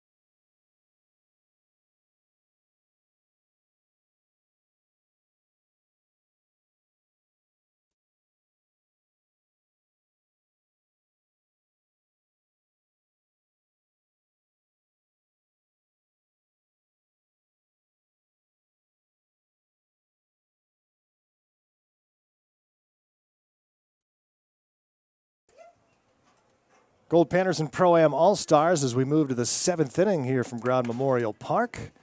And Garrett Davidson out for his 2nd inning of work out of the pen and out of the outfield. Well, wasn't in the lineup today, but outfielder on the roster. Davidson's first pitching appearance, and that bunt is popped up into the seats. Davidson got a strikeout to end the 6th inning, and now facing his 2nd hitter, Jeremiah Sanchez. Fans enjoying a nice day here at the ballpark. It is smoky, but a little bit cooler than it has been. Temperatures in the 70s today.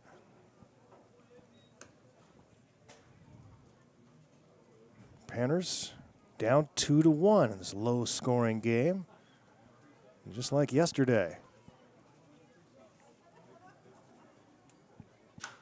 And it's popped up high, playable in the infield. Alex Garcia shading his eyes from the sun and will make the catch.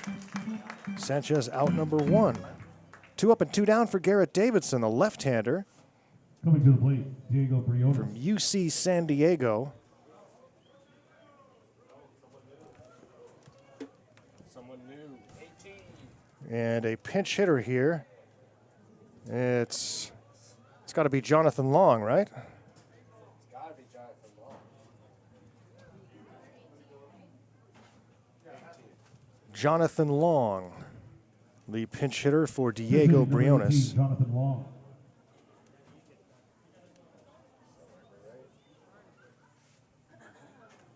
Briones sends an 0 for 2 day. Long will bat with 1 out and the bases empty. From Cerritos College redshirt freshman.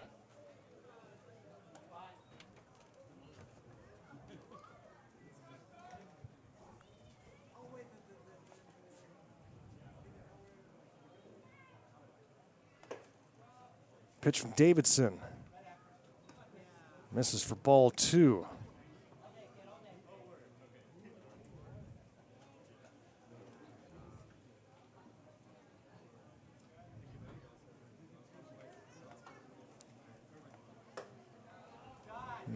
Diaz tried to square it, but didn't get the call. It's 3 balls and no strikes.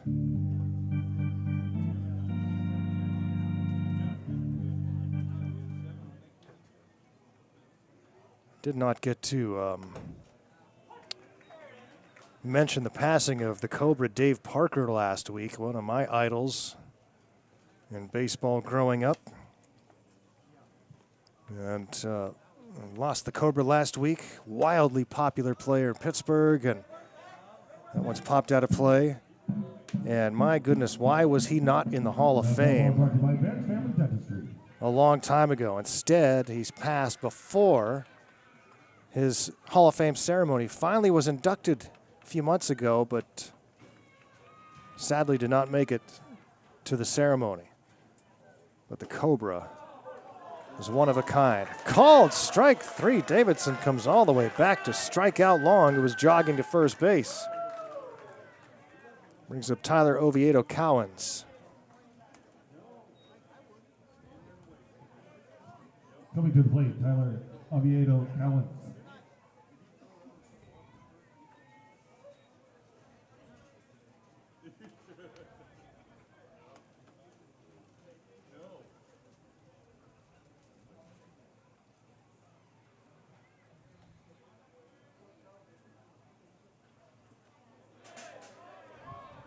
Back when we were proud to be Pirates fans.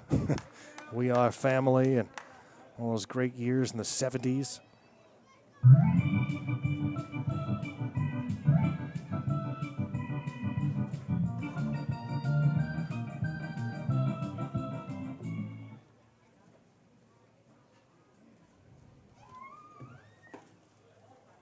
Garrett Davidson trying to go 1-2-3 here in the top of the 7th. Remember, the stretch is coming up. Go grab your kazoo and get ready to dance. To the Beat Farmers. Here's the 1-1. Lined up the middle and threw a base hit for Tyler Oviedo Cowens. 2-out single. Back to the top lineup. Bradley Boudreaux. It's the 5th hit of the game for the All-Stars. How about the effort for Raymond Padilla? 5 2/3, 2 runs, both in the first inning on just 4 total hits. Walked only 1 and struck out 2.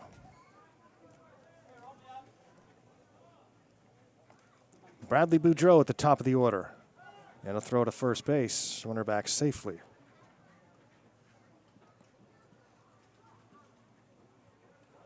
Tomorrow night we play at 6:30 p.m.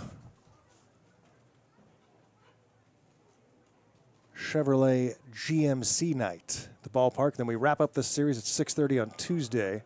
Bark in the Park night. So the puppies will be here.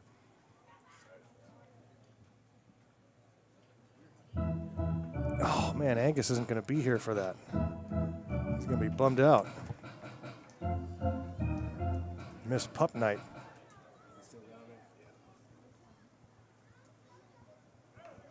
Runner takes off. Here's the throw to second from Diaz. Tag is down.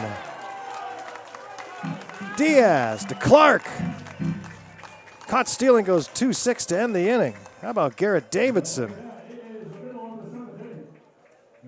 It's time to get happy, everyone. Panthers trail at 2-1 at the stretch. It's time for the 7th inning stretch.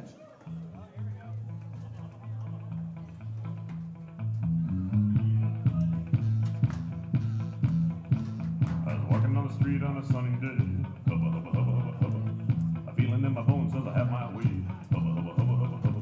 Oh, I'm a happy boy. Oh, I'm a happy boy. Oh, ain't it good when things are going your way? Hey, hey. Yeah, my little dog Spot got hit by a car. Hubba, hubba, hubba, hubba, hubba. Put his guts in a box and put him in a drawer. Hubba, hubba, hubba, hubba, hubba. Oh, I'm a happy boy. Oh, I'm a happy boy. Oh, ain't it good when things are going your way? Hey, hey.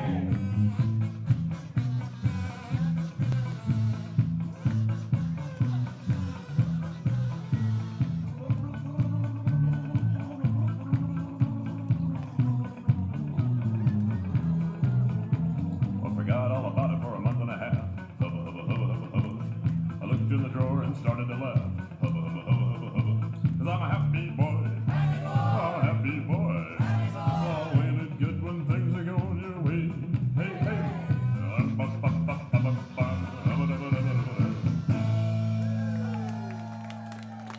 The 7th inning stretch brought to you by Lithia Chevrolet of Fairbanks.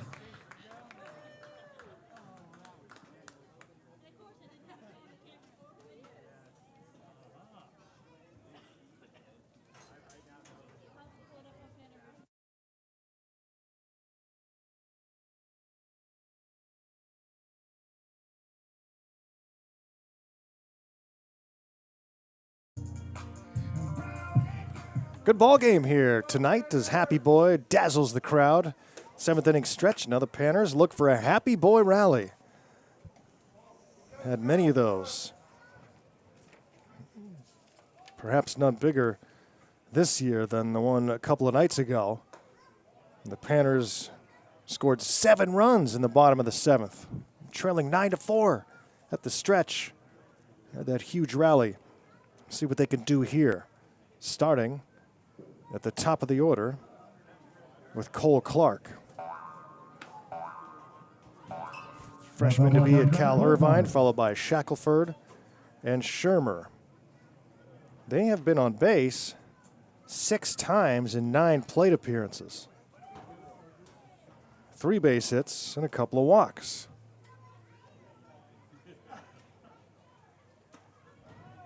The Goldpanners still just 5 base hits tonight.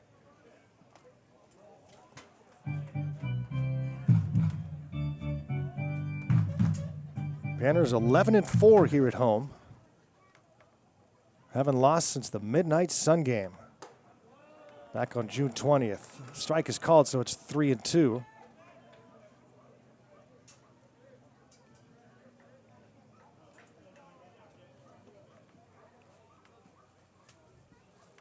And the payoff pitch to Clark. Popped up, shallow center field. Oviedo Cowan's calling for it, makes the catch. And Clark is out number 1 David Shackelford. Against Jacob Ferretti, the reliever, in his second inning of work for the Pro-Am All-Stars. Here's David Shackelford. Been on base all 3 times, couple of hits and a walk so far today. Sunday afternoon baseball here on PannerVision. Darrow Von Dane here. Bam Bam's on the controls and was on the play-by-play earlier today when I was called away briefly. Hope I didn't lose my job today, Bam Bam. I hope I don't either. Our good friend Raleigh Johnson on public address. Went to Alaska Land yesterday, or Pioneer Park as it's now called. Got some history lessons about Judge Wickersham, who had so much to do with early Fairbanks history. And his house is over there in Pioneer Park. It was the first house built out of framing in Fairbanks. It was all log cabins before that.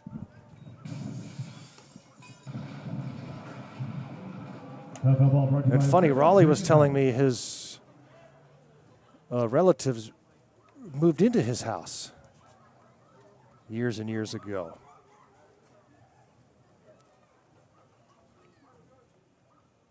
Here's the 1-2 to Shaq. Swings and misses for strike 3. Brings up Shermer with 2 down and the base is empty. Stepping to the plate, Lucas Shermer. Old Fairbanks history is great. Fairbanks is named after Charles Fairbanks, a senator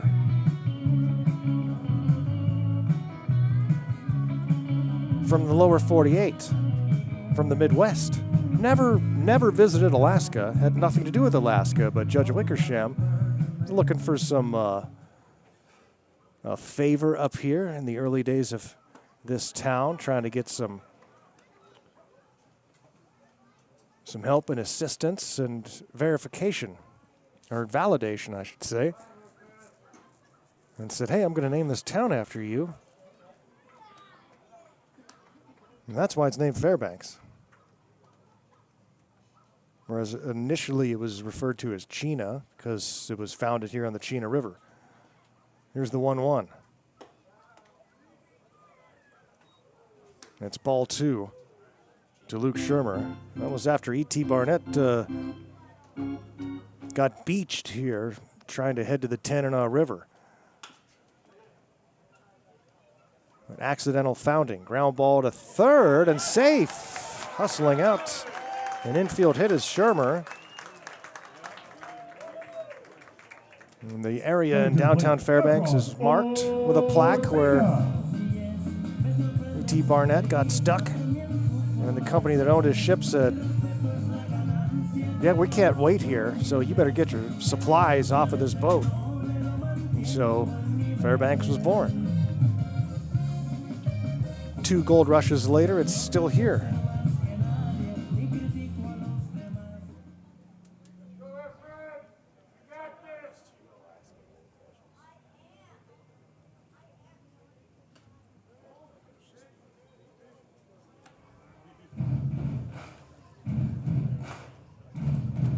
Efren Ortega, 0 for 3 in the game. Smashed one his last time up, but it was tracked down in deep left center field by Oviedo Cowens. Ortega leading the team in run contribution percentage. It's a stat I came up with years ago that I haven't talked too much about this summer because it's been a rotating spot for this Goldpanner team who the RCP leader is. And it's Efren Ortega right now with a number of 181. Takes a strike, it's 2-1. It's the amount of offense one player is directly involved in for a team, either driving that run in or crossing the plate. Strike is caught. I put a link to the article that I wrote years ago on my Twitter page, @VoiceOfGman. It's pretty interesting, no matter how you look at it. So give it a read when you get a chance. It's a short one, explaining run contribution percentage. That one is off the glove of catcher Briones way outside. And over to second base goes Shermer. with a 3-ball, 2-strike count now on Efron Ortega. So Ortega leads the Goldpanners 181, what means he's been directly involved in 18% of the offense. It's calculated by adding runs and RBIs and then subtracting home runs. Here's the 3-2, way outside for ball 4. The reason you subtract home runs is because let's say you win a game 1-0 on a solo home run. That player was directly involved in 100% of the offense, not 200%.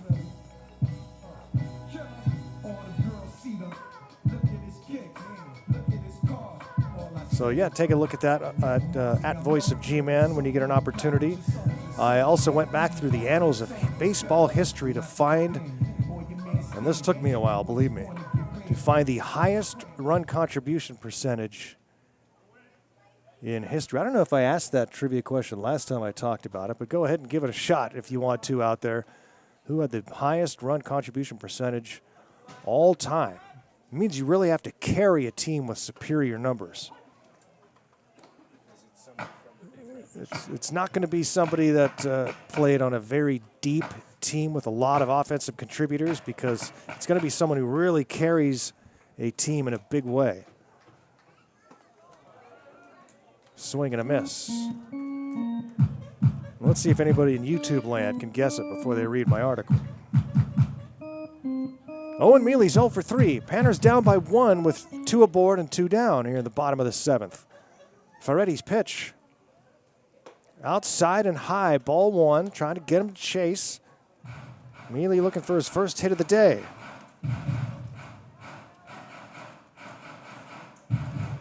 Owen 0 for 1 in a pinch hitting role yesterday.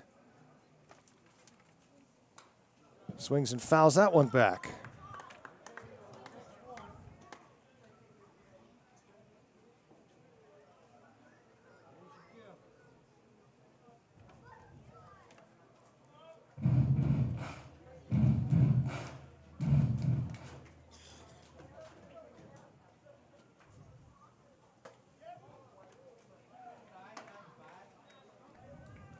Two balls and 2 strikes to Mealy with Rolbecki on deck.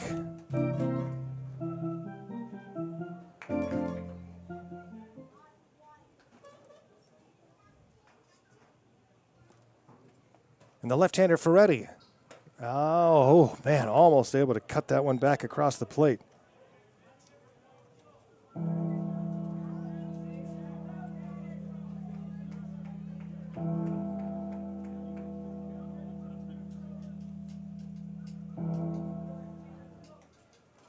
And the 3-2 delivery is popped high and out of play. Opportunity here for the Goldpanners, trailing by 1. With Gold at first and second, there are 2 outs.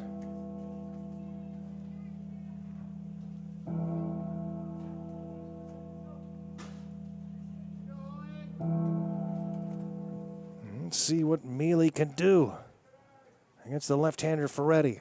Payoff pitch. Swung on and hit towards second. Fielded, and the throw to first by Long is in time. Takes care of the Goldpanners. They strand a couple of runners on a hit and a walk. No happy boy rally this time, but still time left. Going to the 8th, that's 2-1 All-Stars.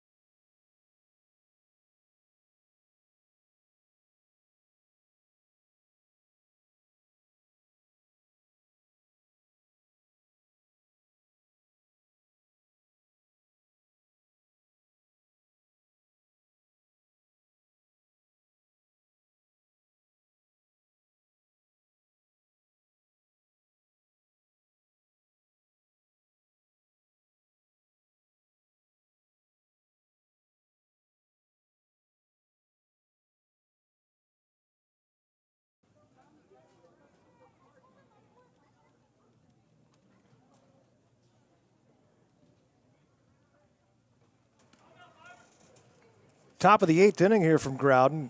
Beautiful Fairbanks, Alaska, and a new pitcher into the game. Pitching change. Now pitching for your last Goldpanners. Number 16, Vinny Venverlo. There you hear it. Another position player. It's Vinny Venverlo, freshman from San Diego. So Venverlo into pitch after Garrett Davidson goes an inning and a third scoreless. Great work from Davidson. This ball, though, hit into the gap in right center. On his horse and then stopping at first base is Boudreau. Panners clearly saving arms today as they go with little used Fairbanks resident Raymond Padilla. And then outfielder Garrett Davidson making his first mound appearance, and now Vinny Venverlo doing the same. Infielder now facing Zach Burrow. Trying to keep this a one-run game.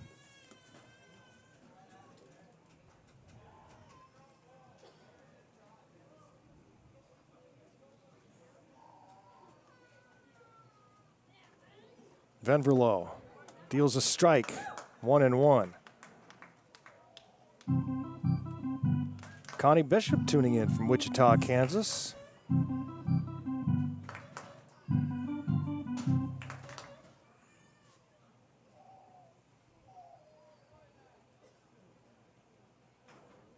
Yeah, I heard you say that earlier, Burnley, that it's raining in Wichita. Man, when it rains there, it's usually feels like the world's coming to an end. Better start building the ark. Deborah Grantham cheering on the Panthers from North Pole.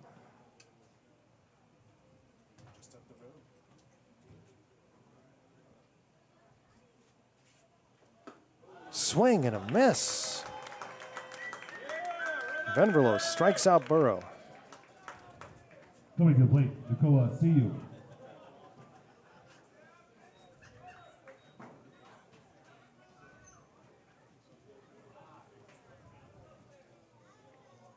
The Trickster cheering on the Panthers from Illinois, Richard Shermer.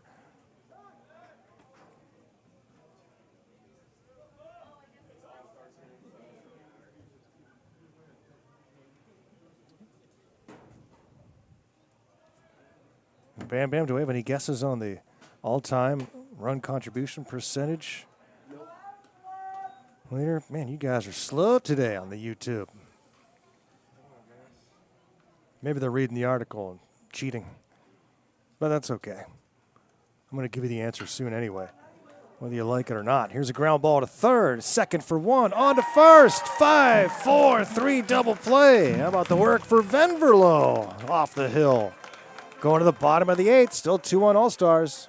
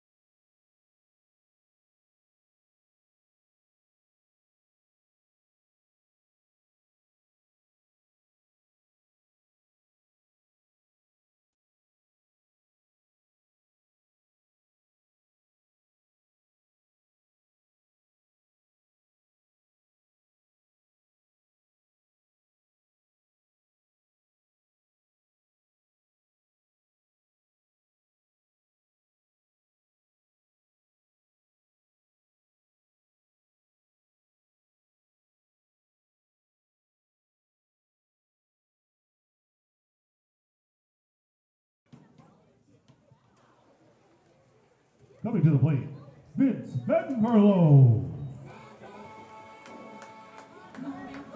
Bottom of the 8th inning here from Growden Memorial Park in smoky Fairbanks, Alaska. Goldpanners and Pro-Am All-Stars from Southern California. And the left-hander, Ferretti. Working to the pitcher, Vinny Venverlo. He's now in what was the DH spot, the 6th hole.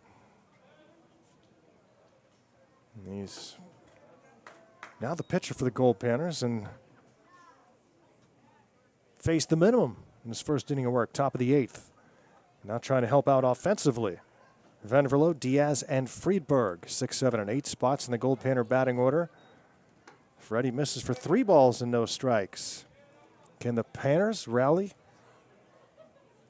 for another come-from-behind victory? They've done it 5 times in a row now. They have an 11-game winning streak on the line.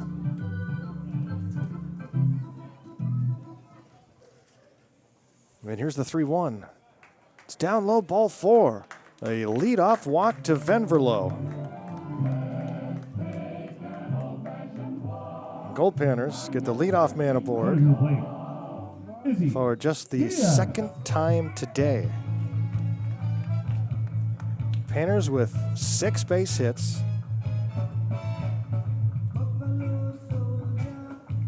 They've been walked 5 times. Couple more hit by pitches. The Panthers just haven't been able to take advantage today. Diaz squares around, bunts and fouls it off. The best opportunity was in the 5th. 3 straight singles to open up the inning, but then a couple of fly ball outs. 3 in a row make that. Panthers got 1 run out of it, but that would be it. And now Diaz squares around again, 1-strike pitch, and he puts a bunt down. That'll get the job done. Throw to first, just in time to get Diaz up the line. And a sacrifice bunt. Good job by Izzy. And that'll bring up Hunter Friedberg. Chance to bring in the tying run. Friedberg 0 for 3. This is his 2nd at bat against Ferretti. Grounded out to short the first time.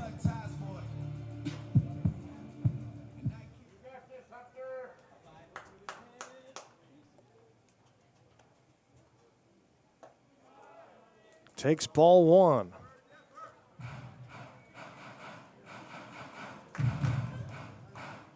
Luke Sorrentos coaching at first base with a fire helmet on.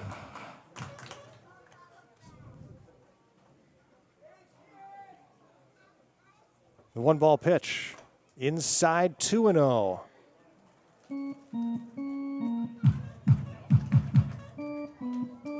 And a visit to the mound by the head coach Jacob Castillo. There is a right-hander throwing in the pen for the Pro-Am All-Stars. So the infielders were gathered at the mound. And stepping out is Hunter Friedberg with a 2-0 count. Hitter's count for Hunter. And the Panthers turn on the offense again today late in the game. And the land is dark, and the moon is the only. All Stars leading by 1. No, I won't be afraid. Oh, I won't be afraid. Just as long as you stand by. Conference comes to an end, and Ferretti will continue.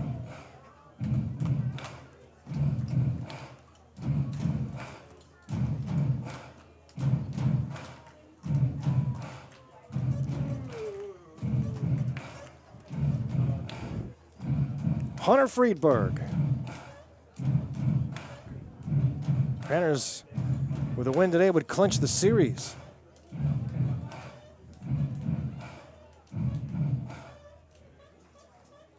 Here's the 2-0. The Firehouse subs people up front giving away umbrellas today. Well, raffling away umbrellas. It's a great day for it. People trying to shade themselves from the sun.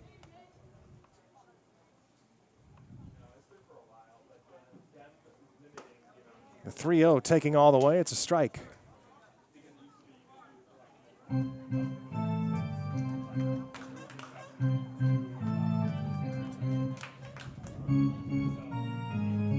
Friedberg awaits the 3-1. With Gold at second and 1 out.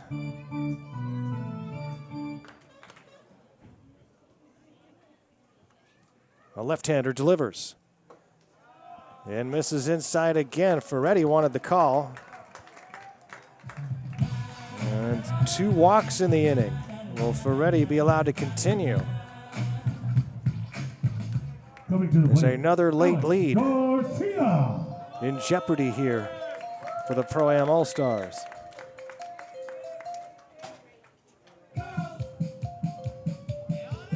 Alex Garcia, the hometown favorite. 1 for 3 in the game with a run scored back in the 5th. And that's the only Goldpanner run today.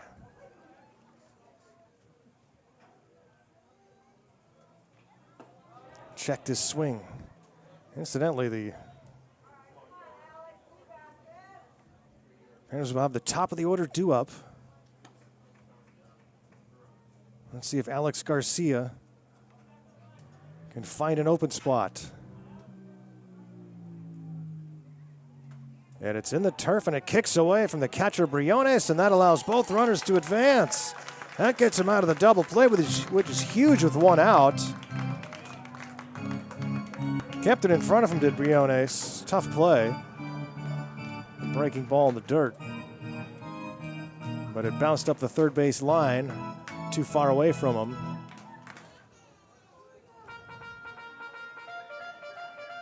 And now a base hit could give the Goldpanners the lead. Garcia waits the 1-1. Infield drawn in. Way up and away. 2-1.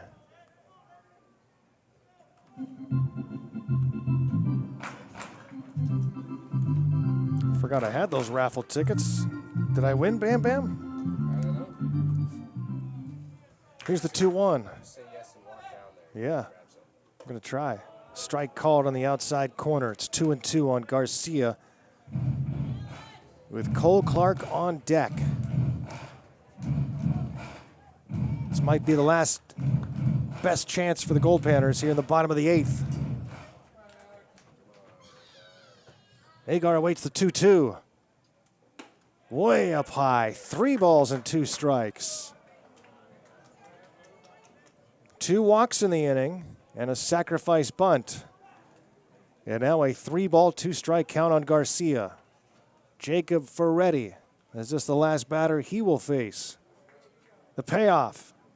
Swung on a base hit to left by Garcia. Van Verlo scores. Here comes Friedberg. He scores. The throw to second, and safe at second is Agar with a 2-run single that gives the Goldpanners their first lead of the game. Agar does it again. At the plate, Cole Clark.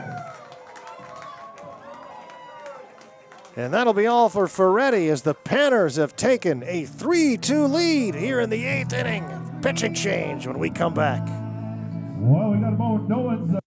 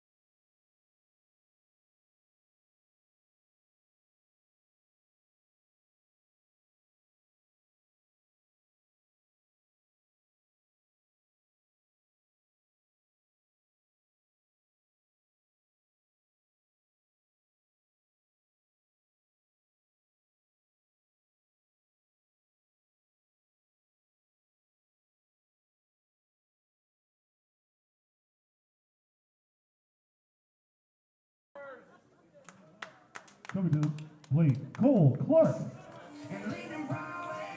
Goldpanners take the lead here in the bottom of the 8th inning.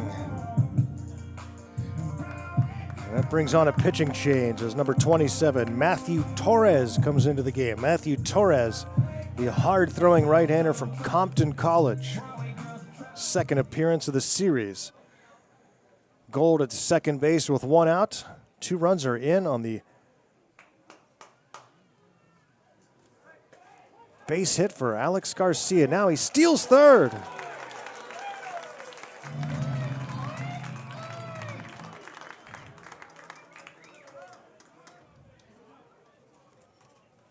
That's a big potential insurance run now, 90 feet away with 1 out. Cole Clark, 0-1 with the infield playing shallow. Outside, 1-1 from Torres.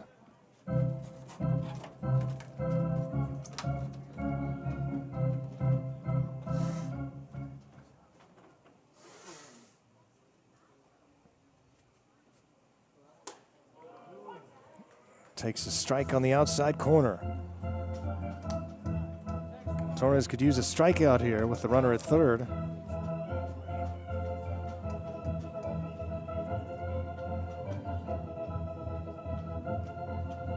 Goldpanners had a great pitcher from Compton named Joe Fernandez for a few years.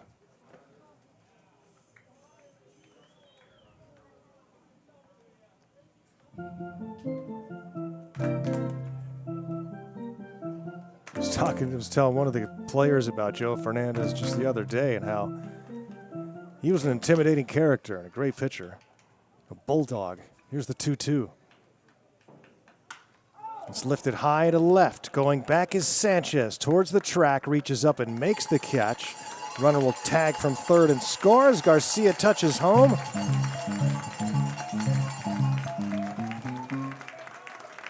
Coming to the plate, David Shackelford. An RBI sac fly for Cole Clark.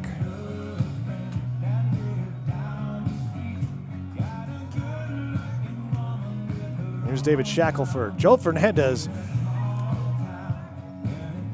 he was so intimidating that the Goldpanner pitching coach at the time tried to take him out of a game early in the season, and just by the face Fernandez made, pitching coach said, "You know what? It's all you." Turned around, went back to the dugout and said, I'm never going to take him out of a game. It's going to be up to him all summer." And he never wanted to come out of a game. That was something else. Here's Shackelford.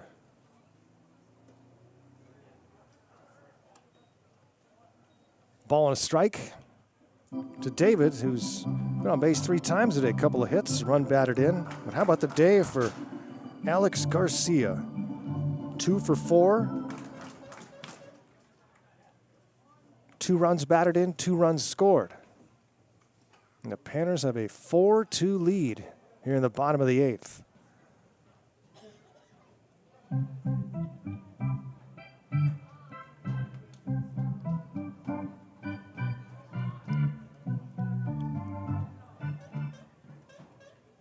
And here's the 2-1. Up high for ball 3, Matthew Torres. After Ferretti goes 2 1/3, Torres the 4th pitcher in the game.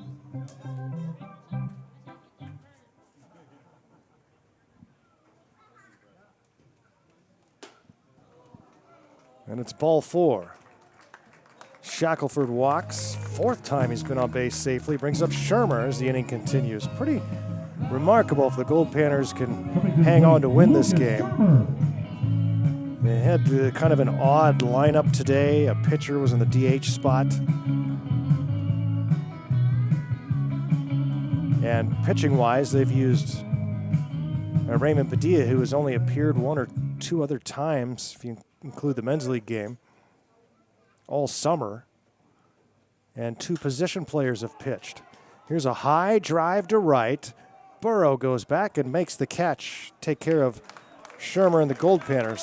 The Panthers rally for 3 here in the 8th and have a chance to win it when we come back. Last chance for the All-Stars. It's 4-2 Goldpanners.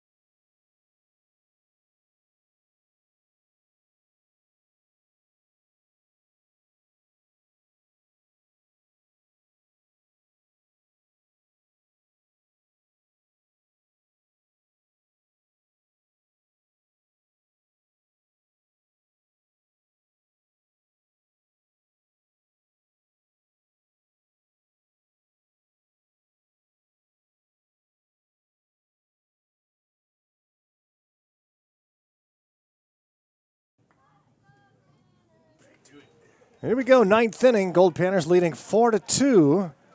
Trying to clinch the series against the Pro-Am All-Stars. Take the first 3 and now have the 4-2 lead in Game 4. Vanverlo back out for his 2nd inning of work. Faced 3 batters in the 8th. And now starts with a pinch hitter, C.J. Berthon.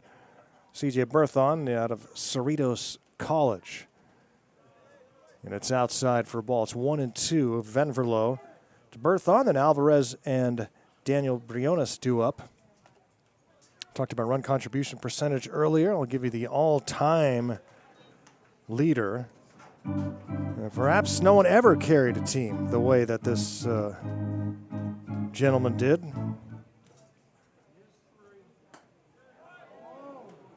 Pretty sensational one-man show.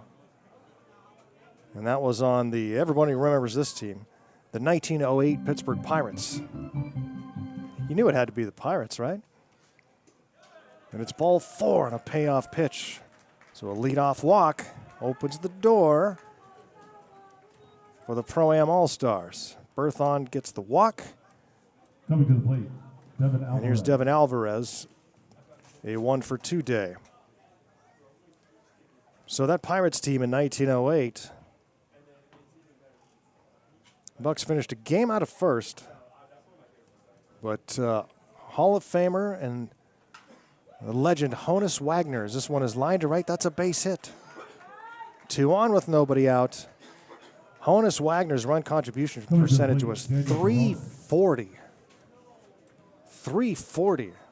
I told you earlier, Efren Ortega leads the Goldpanners with 181. It's 34% of the Pirates' runs that year that Honus Wagner was directly involved in. Honus and Ty Cobb had some great battles going head-to-head in those years. Ty Cobb had a .318 percentage in 1917. But in 1909, when he led the Tigers to the World Series, Ty Cobb hit .377 and had an RCP of .321. And that team scored a total of how many runs, Bam Bam? 666.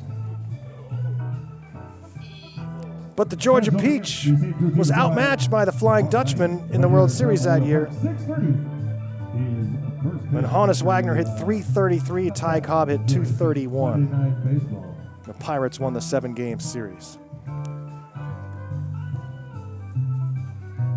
So the Panthers not out of the woods yet in this one as Carlos Gonzalez calls a conference.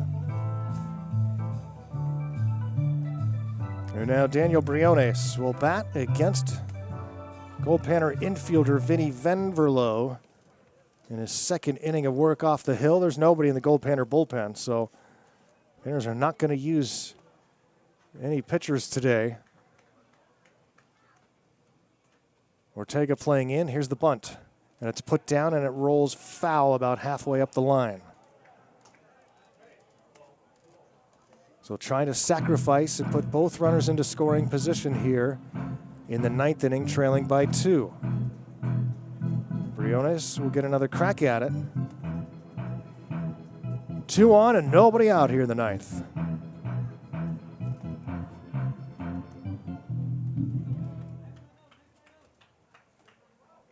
He squares around. Ortega creeps in at first. Bunt is put down, third base side. This one is a fair ball. Venverlo turns and throws to first. Garcia makes the tag, so the sacrifice bunt moves the runners to second and third.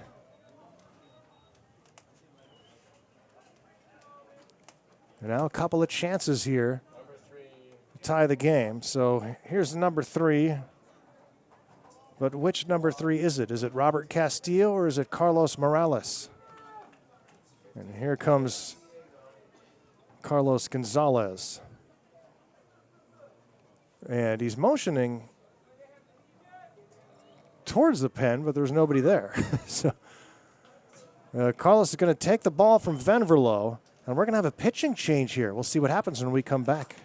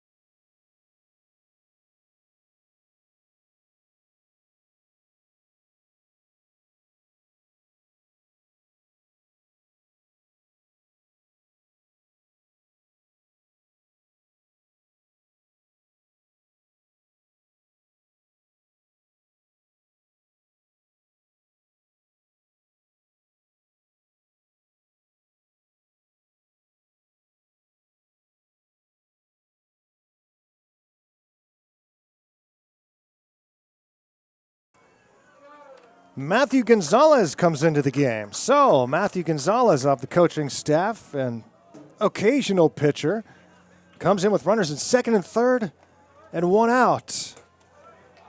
Younger brother to Carlos Gonzalez. Younger brother to Austin Gonzalez.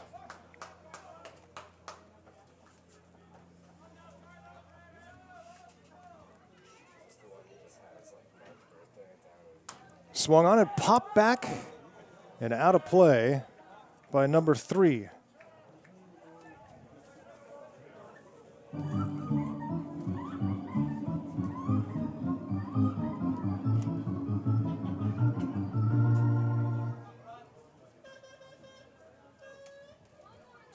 Gonzalez pitch, swing and a miss. He strikes him out. Now, Coach Gonzalez going to brother Matthew here. He just graduated, but hasn't pitched since, you remember when, since he threw 5 scoreless in relief in the championship game at the Grand Forks International.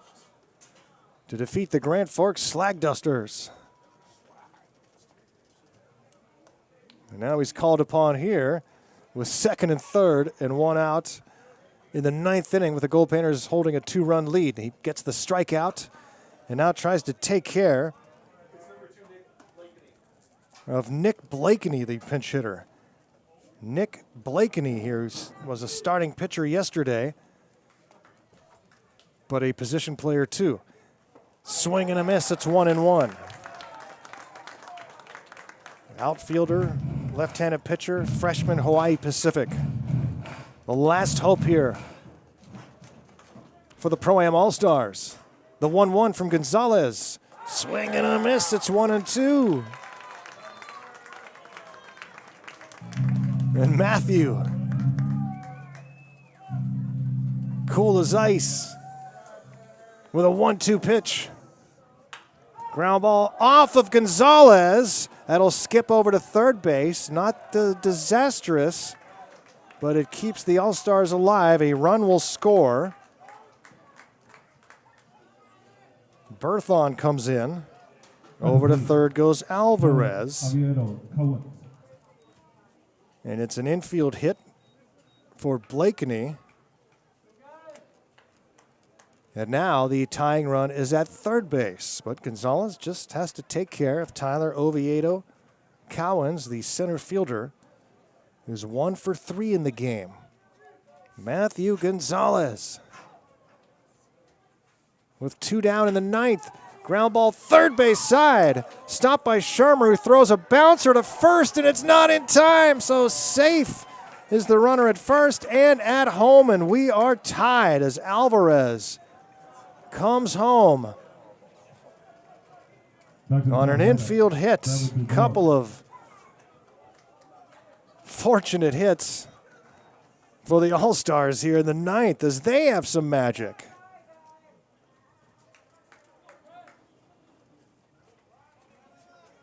And now the go-ahead run is in scoring position. Liner to left, that's a base hit.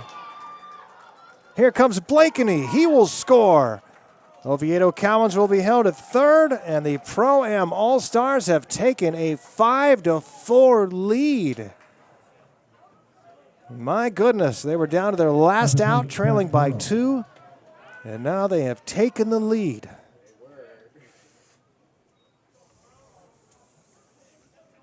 We go to the top of the order.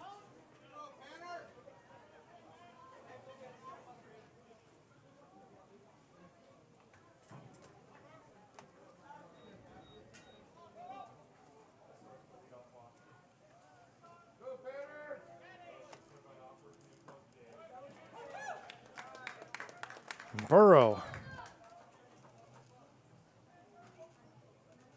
with a runner at first.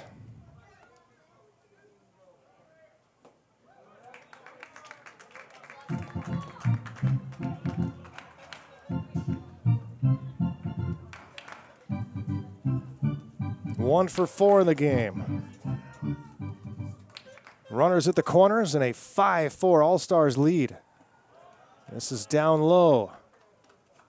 1-2 and a right-hander starts to throw in the pen for the Pro-Am All-Stars, who have regained the lead. What a series this has been.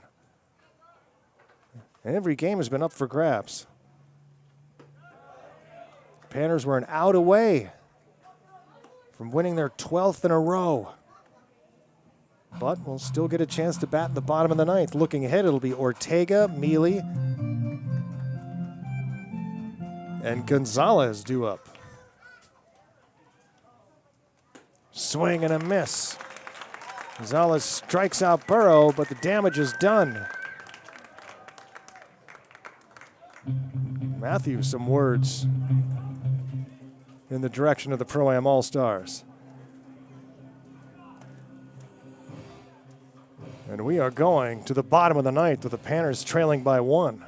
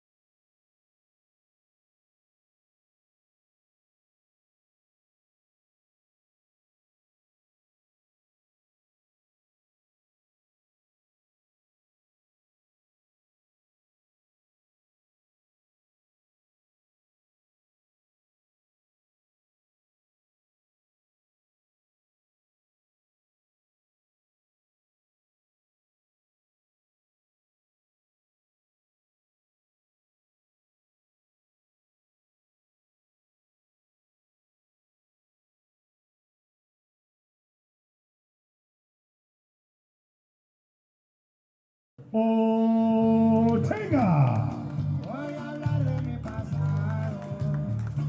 Bottom of the 9th inning. Didn't think we'd be here. Goldpanners had a 4-2 lead in the top of the 9th, but the All-Stars rally for 3. And it's now a 5-4 Goldpanner deficit. Efron Ortega, Owen Mealy will start it off for Fairbanks. We'll see after that. First pitch almost hits him from the right-hander Matthew Torres. Can the Panthers come up with another late-game rally? Hits him. First one was close. The second one gets him.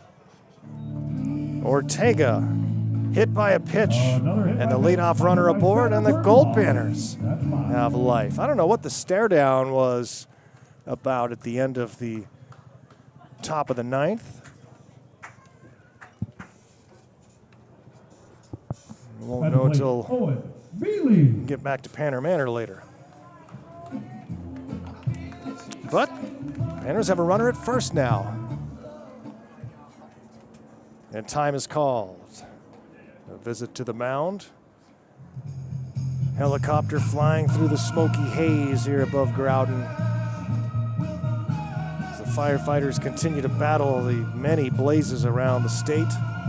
A lot of them right around us in all directions. North, south, east, and west. Last chance to pick up $123. I think I'm going to have to make the long drive to Anchorage tomorrow night, because the road is still all but certainly closed. Occasionally a pilot car will let some cars through, but it's a total gamble and your odds are not good. And even if they do, you have a good chance of waiting an hour, 2 or 3 before you get through, so probably going to do the sure thing and take the long road to Richardson. The scenic route. Yeah, it is scenic, actually. And you don't get to travel it much because there's no point. But now there's a point. It's a beautiful drive, Bam Bam. If you got the time someday, it's worth it. All right, so runner at first base.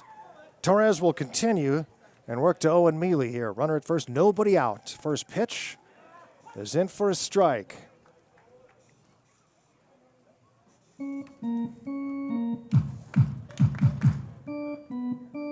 I see Jamie Mullen holding a bat.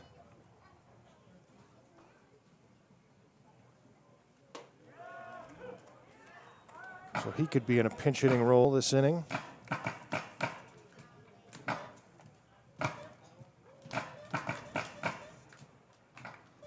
Mealy 0 for 4. Great time to get his first hit of the game. Takes a pitch that's in the turf. Briones keeps it in front of him, so the runner stays put at first. No reason to take many chances here with the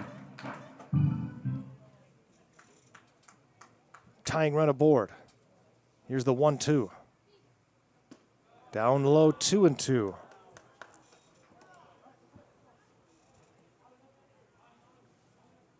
Another close ball game here in the 9th. There's been plenty of drama in this series. And here's the 2-2 to Mealy. Look out, hit to second, 4, 6. Throw it away. And now the runner will take off for second as Mealy will get there. That's huge.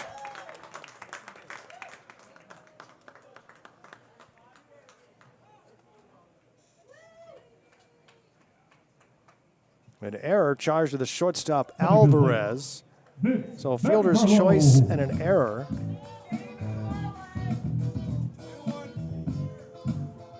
And what could have been a double play ball, meaning 2 outs, nobody on, instead is 1 out and a runner at second base. And here's Jamie Mullen. And he will be intentionally walked.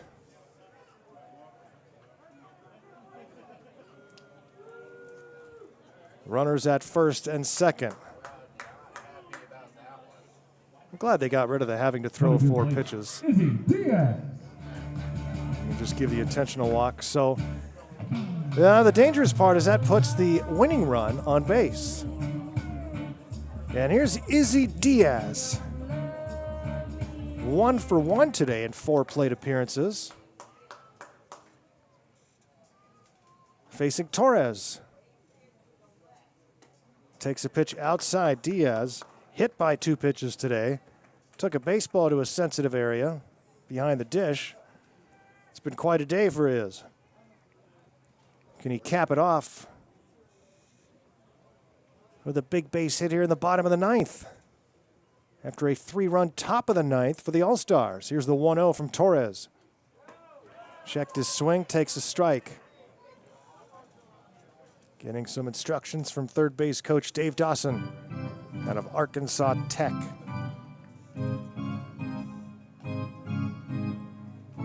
Formerly of the Peninsula Oilers in Kenai. Now the 1-1 with Gold at first and second and 1 out. Torres checks the runner at second. Comes home. Diaz swings at a pitch way outside. And it's 1-2.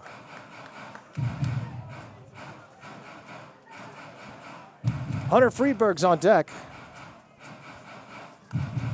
The tying run at second. The winning run is at first.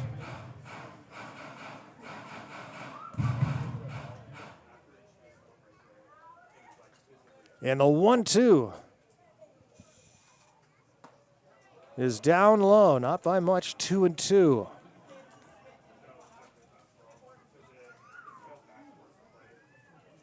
Torres ready to go. And Diaz steps back in. Yeah, he's wearing number 44 today, if there's any confusion. Here's the 2-2.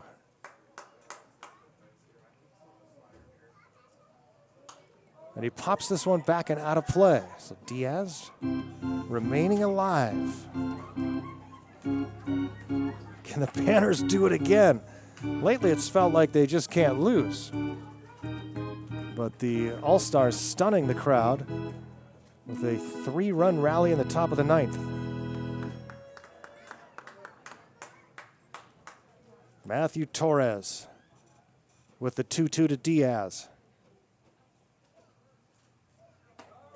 And he freezes him for strike 3. Took something off that one, and it worked. And the Panthers are down to their last out. And Friedberg had a bat in the on-deck circle, but it doesn't look like he will be the batter. 38. Instead, it's going to be Ian Armstrong. So Armstrong will bat At the plate. here in the Ian 9th inning. Armstrong. We thought that he had probably taken his last Goldpanner at bat. Oh man, how would this be? If Armstrong can get a big base hit. Here with 2 outs in the bottom of the 9th. The 1-0 from Torres. Swings and misses, 1-1. Ian Armstrong, the tournament most valuable player in Grand Forks. And one of the most valuable players for this Goldpanner team this summer. The 1-1. Ooh, was able to check his swing on a slider that tailed off the plate. And it's 2-1. Should Armstrong reach, it would be Alex Garcia, who's had a great game today for Fairbanks. And again, the Panthers down to their last out. 2 aboard.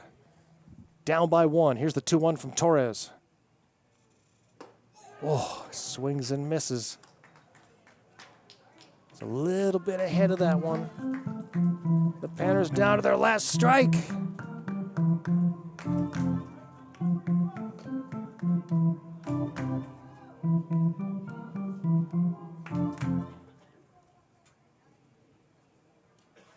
The 2-2.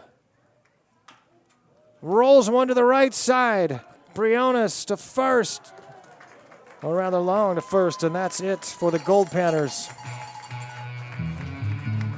As the 11-game winning streak comes to a close. And don't forget these same two teams go at it. The Panthers suffer a loss for the first time since June 20th. Had to happen sometime, right? And the All-Stars, what a performance. As they rally for 3 in the top of the 9th. After trailing by 2, and they win it 5-4. Right here at Ground Memorial And they take their first of the series, and they still have a chance to earn a split. Panthers with a 3-1 lead, and we will do it a couple more times, starting with tomorrow night, 6:30 p.m. first pitch. All stars, all smiles, as they walk off the field here at Growden, victorious. Final score of 5-4. Thanks you all for joining us this Sunday afternoon of Goldpanners baseball on PannerVision. Tune in tomorrow. Turn on and pan out. For Raleigh Johnson and Bam Bam Burnley, Garrow Von Dane saying, Happy Sunday, everyone. We'll see you tomorrow night. Hopefully. We'll see what happens with the rain. I'll keep you posted on Twitter, @VoiceOfGman. Garrow Von Dane saying, have a great rest of your Sunday, everyone. The Panthers fall by a final score of 5-4. Good day.